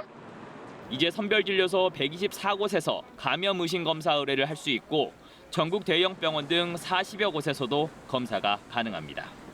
KBS 뉴스 김진호입니다. 네, 이렇듯 불안한 시민들은 계속해서 검사를 받고 있는데요. 하지만 증상이 의심된다고 무조건 의료기관부터 찾으면 오히려 더 위험할 수 있다고 합니다. 보도에 박민경 기자입니다. 검사 의뢰가 가능한 선별진료소가 발표되면서 지역 보건소에는 전화 문의가 집중됐습니다. 무조건 검사가 가능하다고 생각하는 사람들도 많았습니다. 방문을 하면 무조건 검사를 하는 것처럼 알고 계시는 경우가 많아서 정확한 기준에 따라서 검사가 가능해서요. 단순히 조금 불안하셔서 검사를 원하시는 분들이 많아서. 하지만 보건당국은 무조건 검사기관을 찾아가서는 안 된다고 당부했습니다. 정작 검사가 필요한 환자가 검사에서 밀릴 수도 있기 때문입니다. 병원을 내원한 환자분들께서도 막연한 불안감으로 검사를 받으실 필요는 없으며 담당 의료진의 전문적인 판단을 신뢰해 주실 것을 부탁드립니다. 질병관리본부의 환자 분류에 부합하고 의사가 검사가 필요하다고 판단한 의심 환자가 우선입니다. 후베이성뿐 아니라 중국 다른 지역을 방문한 후 발열 또는 호흡기 증상이 나타난 경우, 또 최근 동남아 등 지역사회 유행 국가를 여행한 후 14일 이내 증상이 나타난 경우가 여기에 해당합니다. 이에 해당하지 않으면 다른 원인 질환을 먼저 의심해봐야 합니다. 새로운 검사법 도입으로 검사 시간이 단축됐다 하더라도 당장 소화할 수 있는 검사량에는 한계가 있습니다. 선별진료소를 바로 가지 말고 질병관리본부 1339나 보건소에 먼저 전화 상담하는 게 좋습니다. 흔히 우리가 느끼는 감기 증상이라면 절대 병원에 안 오시는 게 좋겠습니다. 감기가 들렸는데 혹시 그런 거 아니야? 이렇게 해서 오시는 건 지금 진료 체계를 망가뜨리는 시발점이라고 생각합니다. 정부는 검사 결과를 통보받을 때까진 하루에서 이틀 정도가 걸릴 것으로 보고 있습니다. 현재 검사 가능 건수가 일일 3,000여 건이고 순차적으로 검사 기간을 확대해 나가고 있는 만큼 당분간은 검사를 원하는 모든 국민들께 검사를 적용할 수 없는 상황. 또 검사 결과가 나올 때까지는 자택에서 자가격리 상태를 유지하는 것도 중요합니다. KBS 뉴스 박민경입니다. 신종 코로나 바이러스 감염증 환자들을 치료 중인 국내 의료진이 어제 이 병의 특징을 발표했습니다. 국내의 경우 신종 코로나의 중증도는 떨어지지만 전파 속도는 빠르게 보인다고 밝혔습니다. 국내 확진자 가운데 중증 환자는 없는 것으로 나타났습니다. 이충원 의학 전문 기자입니다. 중국 내 신종 코로나 바이러스 감염증의 치사율은 후베이성 우한시가 4.9%, 후베이성 3.1%입니다. 국내 의료진은 신종 코로나의 치사율을 우리나라에 대입하면 이보다 훨씬 낮을 것이라고 추정했습니다. 우리나라는 가벼운 증상만 있어도 확진 환자로 분류합니다. 하지만 중국은 가벼운 증상의 환자는 제외한 폐렴이 생긴 중증 환자만 공식 집계에 포함해 치사율이 높게 나온다는 겁니다. 중국에서 감기처럼 지나가는 환자는 국가 통계에 잡지 않고 있습니다. 분모에 들어가는 수치들이 가벼운 거는 다 빠지고 폐렴 환자들만 분모에 들어가 있습니다. 우한시의 치사율이 유난히 높은 건 짧은 시간에 많은 환자가 발생해 중환자 치료시설이 턱없이 부족했기 때문이라고 분석했습니다. 대학병원, 전문병원에 해당하는 그런 병원이 3개가 있고 이 3개 병원에 중환자 치료 베드가 110개 뿐이었다고 합니다. 그러니까 환자는 갑자기 밀려드는데 중환자 치료를 제대로 할 수 없는. 중국 발표로도 후베이성을 제외한 치사율은 0.16%입니다. 그러나 신종 코로나 바이러스의 전파력은 비교적 크다고 추정했습니다. 세대기라는 거는 첫 환자가 2차 환자를 만들어내고 2차 환자가 3차 환자를 만들어내는 시간까지 기간입니다. 세대기가 조금 그보다 짧은 경향이 있어서 더 빨리 퍼져나가는 게 아니냐라는 이런 생각을 하고 있습니다. 국내에선 아직 중증 환자가 발생하지 않았다고 밝혔습니다. 중환자실 치료가 필요하다거나 아니면 인공호흡기가 필요하다거나 하는 중증 환자는 없고 거의 대부분의 환자가 안정적이다. 서울대병원에 입원한 4명은 모두 상태가 안정적이며 1명은 곧 퇴원할 수 있다고 병원 측은 밝혔습니다. KBS 뉴스 이충원입니다. 신종 코로나 바이러스 확산으로 중국 협력사의 부품 공급이 차질을 빚으면서 국내 자동차 업계도 타격을 받고 있습니다. 현대자동차가 어제부터 사실상 가동을 멈췄고 다른 업체들도 휴업하거나 생산량을 줄였습니다. 공하영 기자입니다. 현대차는 어제부터 사실상 국내 모든 공장의 가동을 중단했습니다. 현대차가 멈춘 건 부품업체가 어려움을 겪던 IMF 사태 이후 23년 만입니다. 전주의 버스 생산 시설만 정상 가동하는데 하루 7,000대가량 생산 차질이 예상됩니다. 오는 12일부터 가동을 재개할 예정인데 중국 부품 공장 상황이 변수입니다. 기아차도 다음 주 월요일인 10일 휴업에 들어가고 이후 연장 여부는 노사가 협의할 방침입니다. 쌍용차와 르노, 삼성, 한국 GM 등 나머지 완성차 업체들도 휴업에 들어갔거나 생산량을 줄인 상황입니다. 모두 전선 뭉치인 와이어링 하니스라는 부품이 바닥났기 때문입니다. 와이어링 하니스를 만들 때 수작업이 필요해 국내 업체들은 인건비를 줄이기 위해 중국에서 생산해왔습니다. 중국산 의존도가 85% 수준에 이릅니다. 와이어링 하니스 소진으로 완성차 업계가 멈추면서 피해는 하청업체로 확산하고 있습니다. 현대차의 범퍼를 납품하던 업체들도 생산을 중단했는데 현대차 하청업체는 3차 하청까지 5천 곳이 넘어 장기화되면 피해가 커질 수밖에 없습니다. 관련해 정부는 다음 주 신종 코로나 대응 중소기업 소상공인 대책을 발표할 예정입니다. KBS 뉴스 공화영입니다. 북한이 조만간 새 전략 무기를 시험할 거라고 북한 주재 러시아 대사가 말했습니다. 구체적 시기에 대해서는 다소 유동적이라고 전망했는데요. 또 지금 러시아에는 비자를 가진 북한 노동자가 단 한 명도 없다는 말도 덧붙였습니다. 모스크바에서 김준호 특파원입니다. 북한이 개발하고 있는 새 전략 무기를 조만간 시험할 것이라고 알렉산드르 마체고라 평양 주재 러시아 대사가 전망했습니다. 마체고라 대사는 타스 통신과의 인터뷰에서 북한 지도자는 항상 자신의 약속을 이행한다면서 그가 머지않아 새로운 전략 무기를 선보일 것이라고 했으면 그 일이 조만간 반드시 일어날 것임을 의미한다고 말했습니다. 이어 북한 외교관들이 러시아 외교관들을 만날 때면 북한이 국가적 억지력을 강화해 나갈 것이라고 천명한 지난해 연말에 노동당 중앙위원회 전원회의 발표를 반드시 언급한다고 덧붙였습니다. 또 언제 북한이 자신들의 새로운 전력을 선보일지는 새 무기의 시험 준비 정도와 대외 정세 등이 영향을 미칠 것이라고 분석했습니다. 마체고라 대사는 이어 유엔 안보리 결의에 따른 해외 북한 노동자 철수 상황과 관련해선 현재 러시아에는 유효한 노동 비자를 가진 북한인이 한 명도 남아있지 않다고 강조했습니다. 러시아 외무부도 지난달 같은 내용을 밝힌 바 있습니다. 마체고라 대사는 올해는 푸틴 러시아 대통령의 평양 방문 20주년이자 2차 세계대전 승전 75주년이라면서 러북 양국 간의 대표단 교류와 공동 행사가 있을 것이라고 전했습니다. 모스크바에서 KBS 뉴스 김준호입니다. 청와대 선거 개입 의혹 사건, 법무부가 최근 공소장 전문 비공개를 결정해 논란이 됐는데요. 공개된 공소장에는 검찰이 대통령의 선거 중립 의무를 거론하며 청와대를 정면으로 겨냥했습니다. 또 피고인들은 혐의를 전면 부인하고 있어서 치열한 법정 공방이 예상됩니다. 최영원 기자입니다. 동아일보가 인터넷 홈페이지에 청와대 선거 개입 의혹 사건 공소장 전문을 올렸습니다.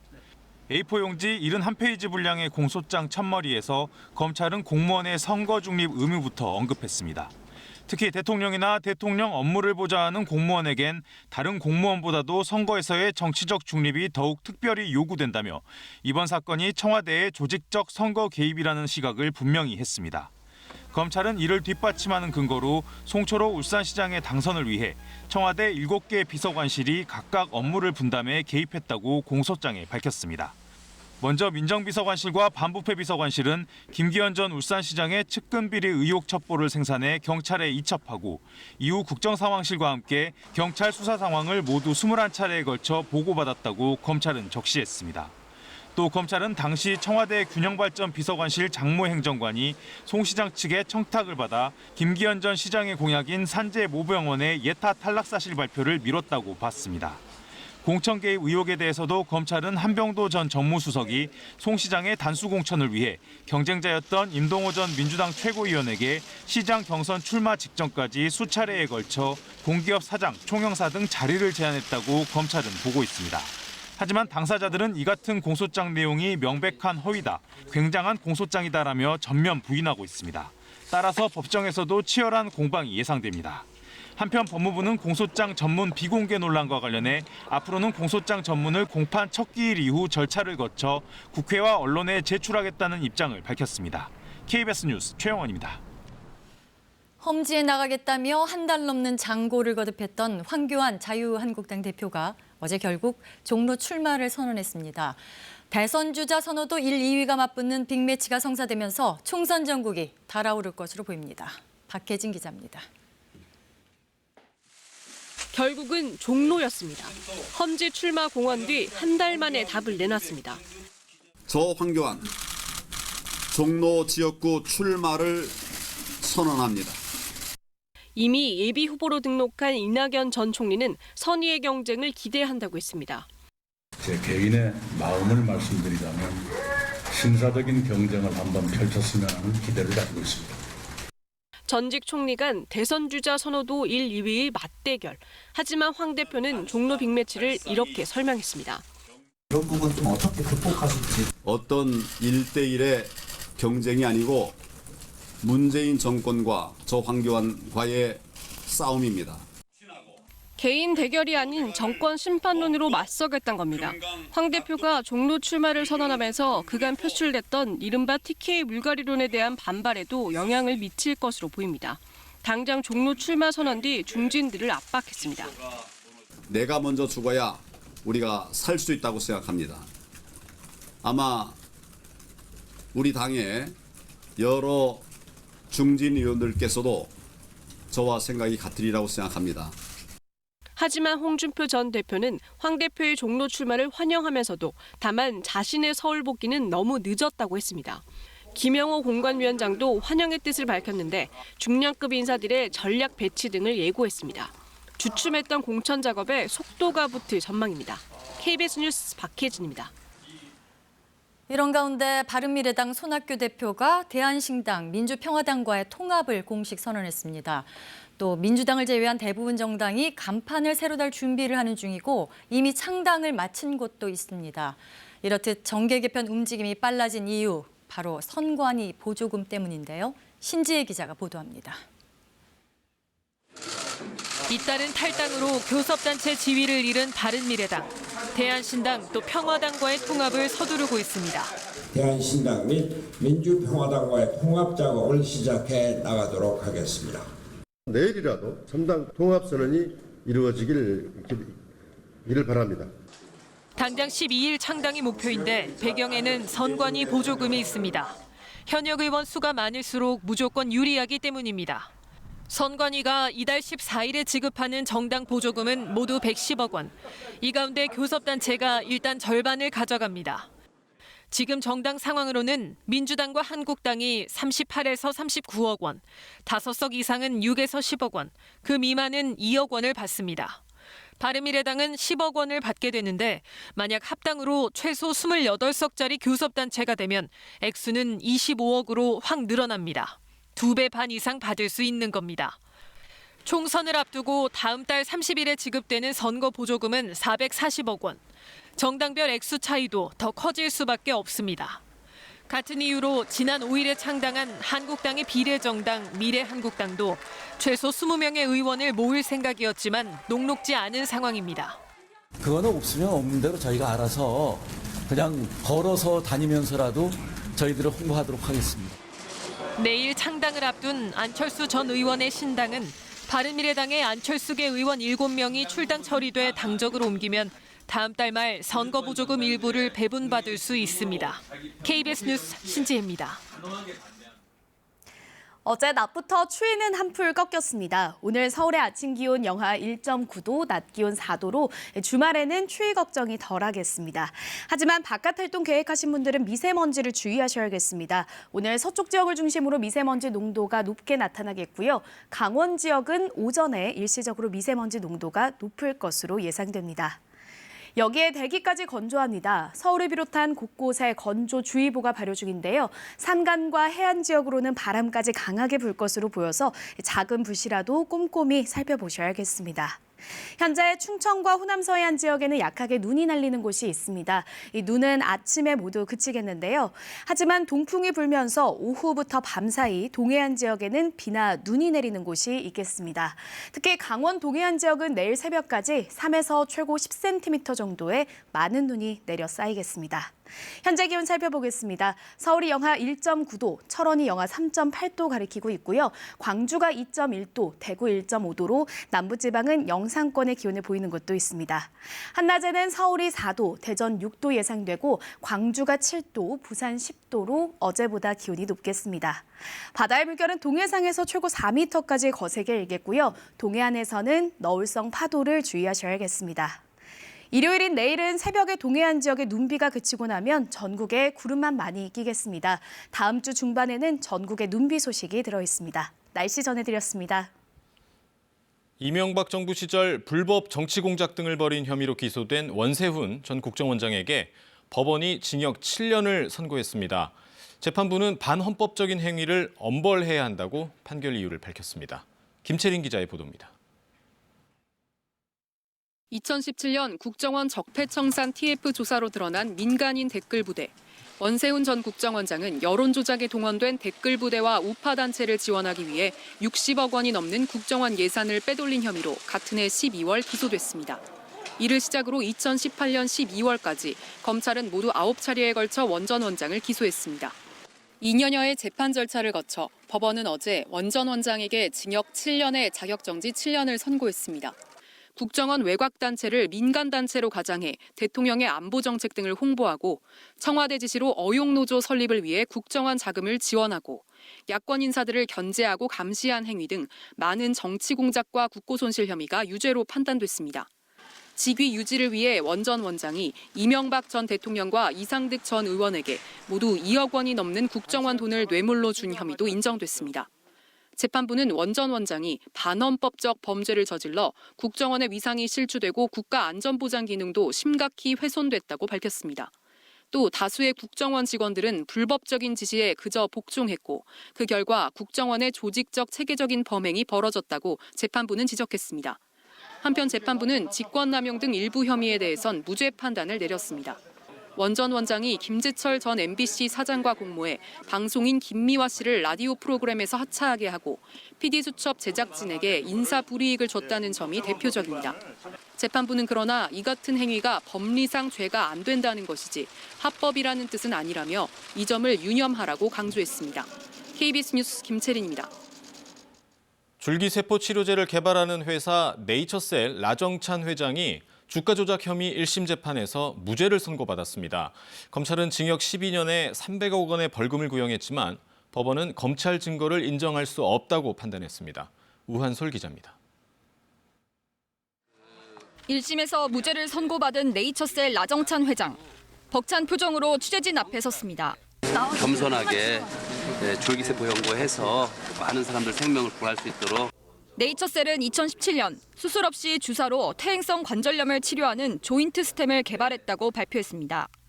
식약처에 조건부 품목 허가를 신청했다는 사실이 알려지면서 주가는 6만 1,000원까지 뛰었습니다.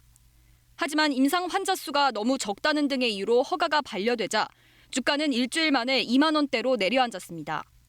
그 사이 네이처셀의 관계사인 알바이오는 주식 70만 주를 팔아 막대한 차익을 거뒀습니다. 서울 남부지검 증권범죄합동수사단은 라 회장이 주가 조작으로 235억 원의 부당이득을 얻었다며 재판에 넘겼습니다. 식약처에서 허가가 나지 않을 걸 알면서도 치료제 개발에 성공했다고 과장해 보도자료를 내 주가를 띄운 혐의 등으로 징역 12년과 벌금 300억 원을 구형했습니다. 그러나 법원은 무죄를 선고했습니다.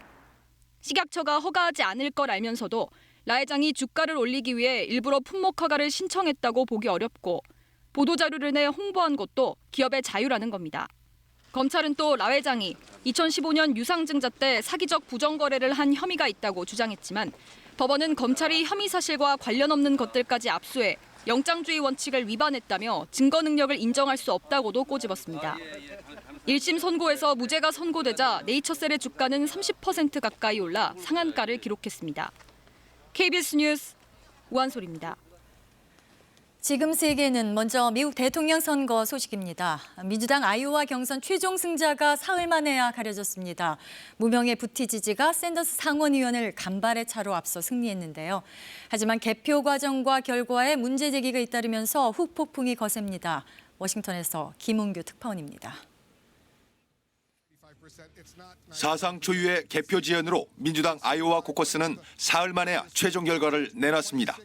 중간 발표 때부터 선두를 달린 부티지지 전 사우스밴드 시장이 승리했습니다. 대의원 확보 비율로 승자를 따지는데 부티지지는 26.2%였고 불과 0.1%포인트 차이로 샌더스는 2위입니다. You are holding a narrow lead of a tenth of a percentage point over Senator Sanders. Well, it's fantastic news to hear that we won. 워런 상원 의원, 바이든 전 부통령이 그 뒤를 이어 3위와 4위입니다. 대의원 확보 비율에선 뒤졌지만 득표수에서 부티지지를 앞선 샌더스 상원 의원은 불만입니다. Really sad that the Democratic Party of Iowa, if I may say so, screwed up the counting process quite so badly. 단순한 개표 차질이 아니라 일부 지역에선 투표수가 잘못 계산되거나 대의원 배분이 제대로 되지 않았다는 전문가들 분석이 잇따랐습니다. 민주당 경선을 총괄하는 전국위원회 위원장이 아이오와 민주당의 집계 결과를 재확인할 것을 요구했습니다. 아이오와 민주당 측은 후보들이 공식 요구하면 재조사하겠다는 입장입니다. 민주당이 혼돈에 빠졌다고 미 언론들은 전하고 있습니다. 트럼프 대통령도 조롱하고 나섰습니다. I see these shows this morning. They're saying, "Oh, this is a disaster. Trump is going to kill us on this one." They're right. 이제 나흘 뒤 있을 뉴햄프셔 경선에 눈과 귀가 집중되고 있습니다. 뉴햄프셔는 샌더스 의원의 지역구인 버몬트주 바로 옆에 있습니다. 샌더스 의원이 서력을 벼르는 가운데 부티지지 후보의 선전이 지속될지 여부가 관전 포인트입니다. 워싱턴에서 KBS 뉴스 김은규입니다. 영국 과학자들이 신종 코로나 바이러스에 대한 백신 개발에 착수했습니다. 영국 임페리얼 컬리지 런던의 연구진은 기자회견에서 신종 코로나 바이러스 백신에 대한 동물 실험을 시작했으며 올 여름쯤에는 사람을 대상으로 임상시험을 할 수 있을 거라고 밝혔습니다. 임상시험이 잘 끝나면 올해 말이나 내년 초쯤 백신을 사용할 수 있을 것으로 예상한다고 합니다. 신종 코로나 바이러스 확산으로 세계적으로 마스크를 쓰는 사람이 많아졌는데요. 북한도 크게 다르지 않습니다. 감염자가 나왔다는 보도는 아직 없습니다. 하지만 평양 거리 곳곳에는 어른아이 할 것 없이 마스크를 쓴 사람들이 눈이 크게 띄었습니다. 마스크 공장 역시 마스크를 만드느라 바쁩니다. 자동 설비 대신에 여공들이 재봉틀을 돌려서 마스크를 만드는 방식이 이채롭습니다. 고양이 집에서 검은색 고양이 한 마리가 나오더니 한바탕 기지개를 켭니다. 자세히 보니 네 발이 모두 의족입니다. 이름이 딤카라는 이 고양이는 2년 전 추운 시베리아의 도로변에서 심한 동상을 입은 채 발견됐습니다. 수의사들과 기술자들이 3D 프린터로 의족을 만들어준 겁니다. 이제 의족이 익숙해졌는지 제법 의젓하게 걸어 다닙니다. 지금 세계는이었습니다. 네, 마스크 구하기가 어려워지자 정부가 홈쇼핑 재승인 심사 때 마스크 판매 방송을 반영해 가점을 주겠다고 밝혔죠.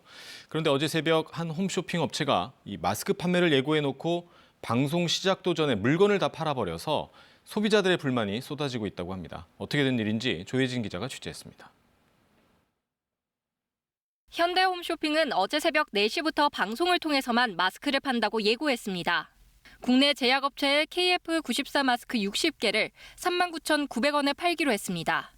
하지만 새벽 3시부터 방송만 기다리던 한모 씨는 마스크는커녕 판매 화면도 구경하지 못했습니다. 화면에는 제품 광고만 나왔다고 합니다. 제가 접속을 한 건 3시 58분이었고 웃긴 거는 상담원 연결을 해서 구매를 하려고 했더니 이미 종료가 되었더라고요. 근데 방송은 계속 진행을 했어요.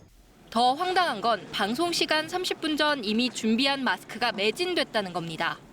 3시 35분에 일어나니까 품절로 이미 떠가지고 있는 거예요. 댓글을 보니까 30분에 판매가 되었더라고요. 생방송하기 전에. 잠을 설치고 허탕을 쳤다는 항의글만 6천여 개, 일부 글은 삭제됐습니다. 또 해당 방송은 편성표에서 사라졌습니다. 현대 홈쇼핑 측은 3시 반에 테스트를 위해 인터넷의 구매 시스템을 잠깐 연 사이 준비한 200세트가 팔려버렸다고 밝혔습니다. 급히 30세트를 더 준비해 4시에 방송을 했지만 그것도 순식간에 팔렸다는 겁니다. 또 게시글은 욕설 등 규정이 맞지 않는 경우 삭제할 수 있다고 해명합니다. 정부는 그제 홈쇼핑 업체들을 만나 마스크 판매 방송 현황을 방송 재승인 가점에 반영하겠다고 밝혔습니다. 때문에 홈쇼핑 업계는 마스크 판매 방송을 긴급 편성했지만 물량 확보가 어려운 상황에 언제든 이번 같은 일은 되풀이될 수 있다며 우려합니다. KBS 뉴스 조혜진입니다. 신종 코로나 바이러스가 확산되면서 해외여행을 취소하는 사람들이 많아지고 있습니다.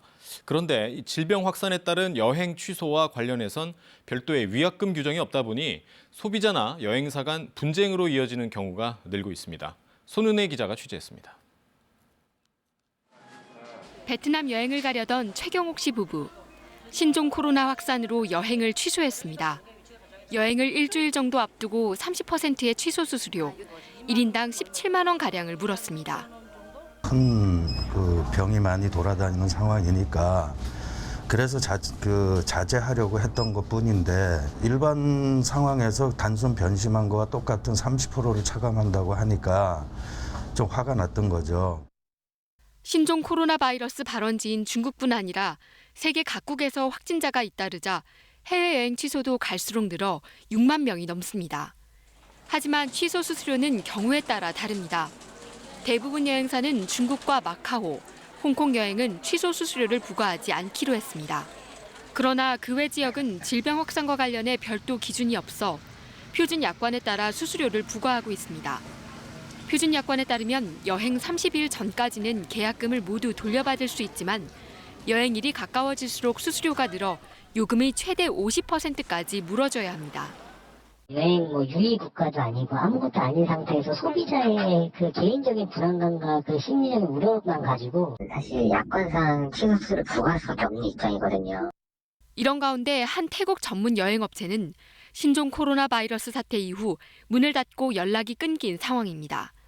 신종 질병 확산으로 소비자도 여행업계도 곤혹스러운 상황. 소비자원에 접수된 신종 코로나 관련 여행 분쟁만 600여 건에 이릅니다. KBS 뉴스 손은혜입니다. 신종 코로나 바이러스 확진자와 접촉해 현재 자가격리 중인 사람은 1,083명입니다. 이 자가격리는 외출이 금지되고 집에서도 독립된 공간에서 혼자 지내야 하는 그런 생활 수칙들이 있는데요. 이런 지침들이 잘 지켜지고 있는지 자가격리 대상자 2명과 전화로 인터뷰했습니다. 홍진아 기자입니다. 30대 여성 김모 씨는 지난달 말부터 일주일 넘게 격리 중입니다. 40대 남성 유모 씨는 지난달 25일 12번째 확진 환자가 다녀간 병원을 아내, 자녀들과 함께 방문했다가 가족 4명이 함께 자가격리 중입니다. 이들은 집에만 머무르며 하루 2번씩 열을 재고 보건소로부터 확인 전화를 받습니다. 끼니는 구청에서 보내준 라면과 간편식으로 해결합니다. 저희 이제 애기 있고 그런데 쌀, 김, 스팸, 참치, 요거 물 요걸로 생활하라 그런 것 자체가 조금 그런 건 불편함이 있죠. 보건당국은 자가격리 대상자에게 식사는 혼자서 가족과는 접촉하지 말라고 하지만 돌봄이 필요한 어린 자녀와의 격리는 사실상 힘듭니다. 애기들한테 직접적인 이렇게 뽀뽀나 이런 거를 최대한 피하고 그러고 있죠. 많이 시키고. 외출이 금지돼 집안에만 있어야 하는 건 큰 스트레스입니다. 그보다 더 힘든 건 SNS 등 온라인에 자신과 관련된 잘못된 정보가 나돌아 억울한 오해를 받을 때라고 합니다. 저는 제 음성을 받았는데 엉뚱하게 얘기가 돌고 있고 저는 그런 게 좀 억울했고 다들 이렇게 일들을 이렇게 만들고 있구나. 보건소 직원이 직접 방문해 상황을 눈으로 확인하는 것은 아닌 만큼 외출 금지 등 지침을 스스로 얼마나 잘 지키는가가 관건입니다. 자가격리를 시킬 거면 조금 더 강제성을 가지고 통제를 했으면 좋겠어요. 이게 진짜 맘만 먹으면 나갈 수 있거든요. 타인을 생각해서 요 시국이 조금 지날 때까지는 조금 희생이 필요하지 않을까라는. 저도 지침대로 잘 양심지키면서 있으니까 특히나 이제 접촉자 관련해서는 선입견이 좀 없으셨으면 좋겠고요. KBS 뉴스 홍진아입니다. 실종된 의사를 찾기 위한 심리게임 연극 엘리펀트 송이 관객들을 만납니다. 또 광고 음악으로도 친숙한 색소폰 연주자죠. 케니지가 우리나라를 찾아옵니다. 공연 소식 김세희 기자가 소개합니다. 코끼리는 포유류 중에 임신 기간이 제일 길어요. 무려 22개월. 노래치가 행방불명이죠. 정신병원 안에서 의사가 갑자기 사라집니다. 의사를 마지막으로 본 소년 환자 마이클. 하지만 마이클은 간호사를 경계하며 알 수 없는 코끼리 이야기만 늘어놓습니다. 의사의 실종을 둘러싼 심리게임이 펼쳐지는 가운데 부족한 부모의 사랑을 갈구했던 소년의 과거도 드러납니다. 같은 제목의 영화로도 잘 알려진 작품으로 지난 2015년 아시아에선 처음으로 국내 연극 무대에 올랐습니다. 상처받은 소년의 결핍을 통해 사랑과 아픔, 소통의 문제를 다룬 작품입니다. 세계적인 색소폰 연주자 케니지가 2년 만에 한국 관객을 만납니다. 케니지는 데이브 코즈, 워렌 힐과 함께 세계 3대 색소폰 연주자로 꼽힙니다. 1982년 데뷔 음반을 시작으로 7,500만 장의 음반을 판매했고 우리나라에서도 600만 장 이상 팔릴 정도로 큰 사랑을 받았습니다. 1994년 그래미 어워드에서 최우수 연주 작곡상을 받기도 했습니다. 지난해 시작한 월드 투어의 연장선인 이번 서울과 부산 무대에서는 발렌타인 콘서트라는 주제에 맞게 로맨틱하고 감미로운 음악을 선보일 예정입니다. KBS 뉴스 김세희입니다. 미국 아카데미 시상식이 사흘 앞으로 다가왔습니다. 6개 부분 후보로 오른 기생충은 특히 국제영화상 수상 가능성이 높은 것으로 예측되고 있는데요. 이 국제영화상 부분의 후보 감독들이 어제 한자리에 모였습니다. LA 현지에서 홍석우 기자가 전합니다. 각국 주요 언론들이 초청받은 미국 아카데미 행사장. 국제영화상 후보로 오른 영화 5편의 감독들이 하나둘 모습을 드러냅니다. 검은 양복에 목도리를 두른 봉준호 감독은 맨 마지막에 나타나 몰려든 취재진과의 별도 인터뷰 없이 단체 사진만 찍고 5분 만에 간담회장으로 향했습니다. 대신 국제영화상 부문 경쟁작으로 꼽히는 페인 앤 글로리의 알모도바르 감독은 기생충을 언급했습니다. De hecho, el caso de Parasite, nosotros mismos, que tenemos 2 nominaciones, es indicativo de una especie de apertura con respecto a las películas internacionales. 이어진 간담회 자리에서는 나란히 옆에 앉은 두 감독. 경청하던 봉 감독은 알모도바르 감독에게 질문을 던집니다. How do you invent the whole structure of talk to her? Is so yeah. 곳곳에서 유력한 국제영화상 수상작으로 점찍은 경쟁작 2편의 감독들이 서로를 의식하며 관심을 드러낸 겁니다. 취재진과 영화 관계자를 포함해 관객 1,000여 명으로 꽉 찬 국제영화상 간담회장에서 5분씩 편집한 후보작들의 주요 장면 시사 뒤 울린 박수 소리는 기생충이 압도적이었습니다. 봉 감독은 영화 상영 뒤엔 역시 아카데미 미술상과 편집상 후보로 오른 제작진들의 이름을 일일이 부르며 감사를 나타냈습니다. Yeah, our great editor 양진모 is here. 후보로 오른 6개 부문 중 국제영화상을 넘어 다른 5개 부문에서의 추가 수상을 기대하는 게 아니냐는 분석입니다. 아카데미 외국어 영화상 쟁쟁한 후보들과 만난 봉준호 감독.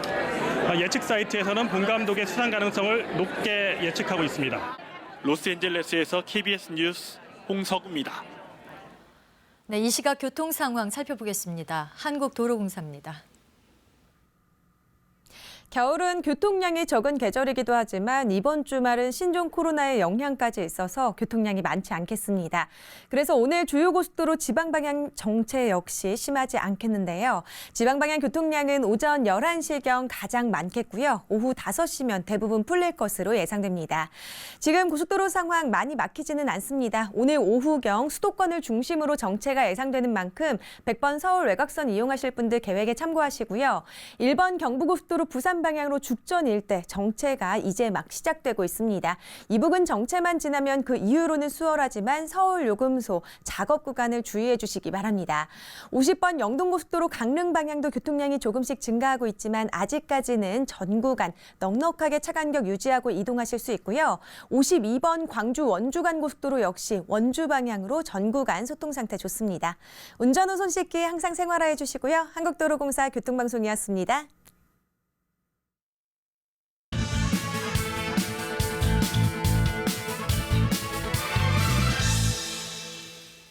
많은 노력에도 불구하고 신종 코로나 바이러스 감염 확진자 수가 계속 늘고 있습니다. 어제는 중국 우한에서 귀국해 임시 격리 생활 중인 교민 가운데 확진자가 추가로 나왔습니다. 특히 최근에는 중국이 아닌 태국이나 싱가포르 등에 다녀온 사람이 감염된 사례가 발생했습니다. 2차, 3차 감염이나 무증상 감염 의심 사례도 나오면서 방역 당국이 더 긴장하고 있습니다. 이는 감염 경로나 형태가 다양해져 그만큼 예방이 힘들어질 수 있다는 것을 뜻합니다. 감염 여부를 확인하는 인력과 시설, 장비는 한정돼 있는데 확인 대상은 대폭 늘어나는 것입니다. 전문가들은 감염 속도가 빨라질 수 있어 이제는 지역사회 감염 예방에 사활을 걸어야 한다고 말합니다. 지역사회 감염이 본격화되면 감염 예방이나 관리를 통제하는 게 사실상 어렵기 때문입니다. 우선 방역 체계를 전환할 필요가 있습니다. 해외 유입을 막는 데 초점을 맞춰왔던 방역 체계를 지역사회 내 감염을 최소화하는 쪽으로 바꿔 나가야 합니다. 정부를 중심으로 지자체와 대형 병원 등이 총망라된 유기적 종합관리 체계를 강화해야 합니다. 데이터베이스, DB와 IT 등 국가적 정보화 시스템의 역량을 총동원하는 것도 시급합니다. 방역과 지원체계 운영 방식은 달라야 합니다. 방역은 현장의 1차 방역 단계에서 허점이 없도록 지역 현장 조직의 판단과 권한, 힘을 실어주는 수평적 관리가 되어야 합니다. 이와 달리 인력이나 시설, 물적 지원은 제한돼 있기 때문에 정부를 중심으로 현장 상황에 맞춰 자원 배분이 탄력적으로 이루어지도록 해야 합니다. 한계가 있지만 정부는 장기전에 대비해 인력이나 시설 지원을 더 늘릴 특단의 묘책도 찾아야 합니다. 국민 각자도 지나친 공포감을 가질 필요는 없지만 난관을 극복하기 위해 적극적인 관심과 동참의식을 가져야 합니다. 유언비어에 흔들리지 말되 스스로 조심하고 증상이 의심되면 즉시 대인 접촉을 자제하고 신속히 신고하고 검사 받아야 합니다. 지금은 모두가 비상한 각오로 임할 때입니다. 뉴스 해설이었습니다.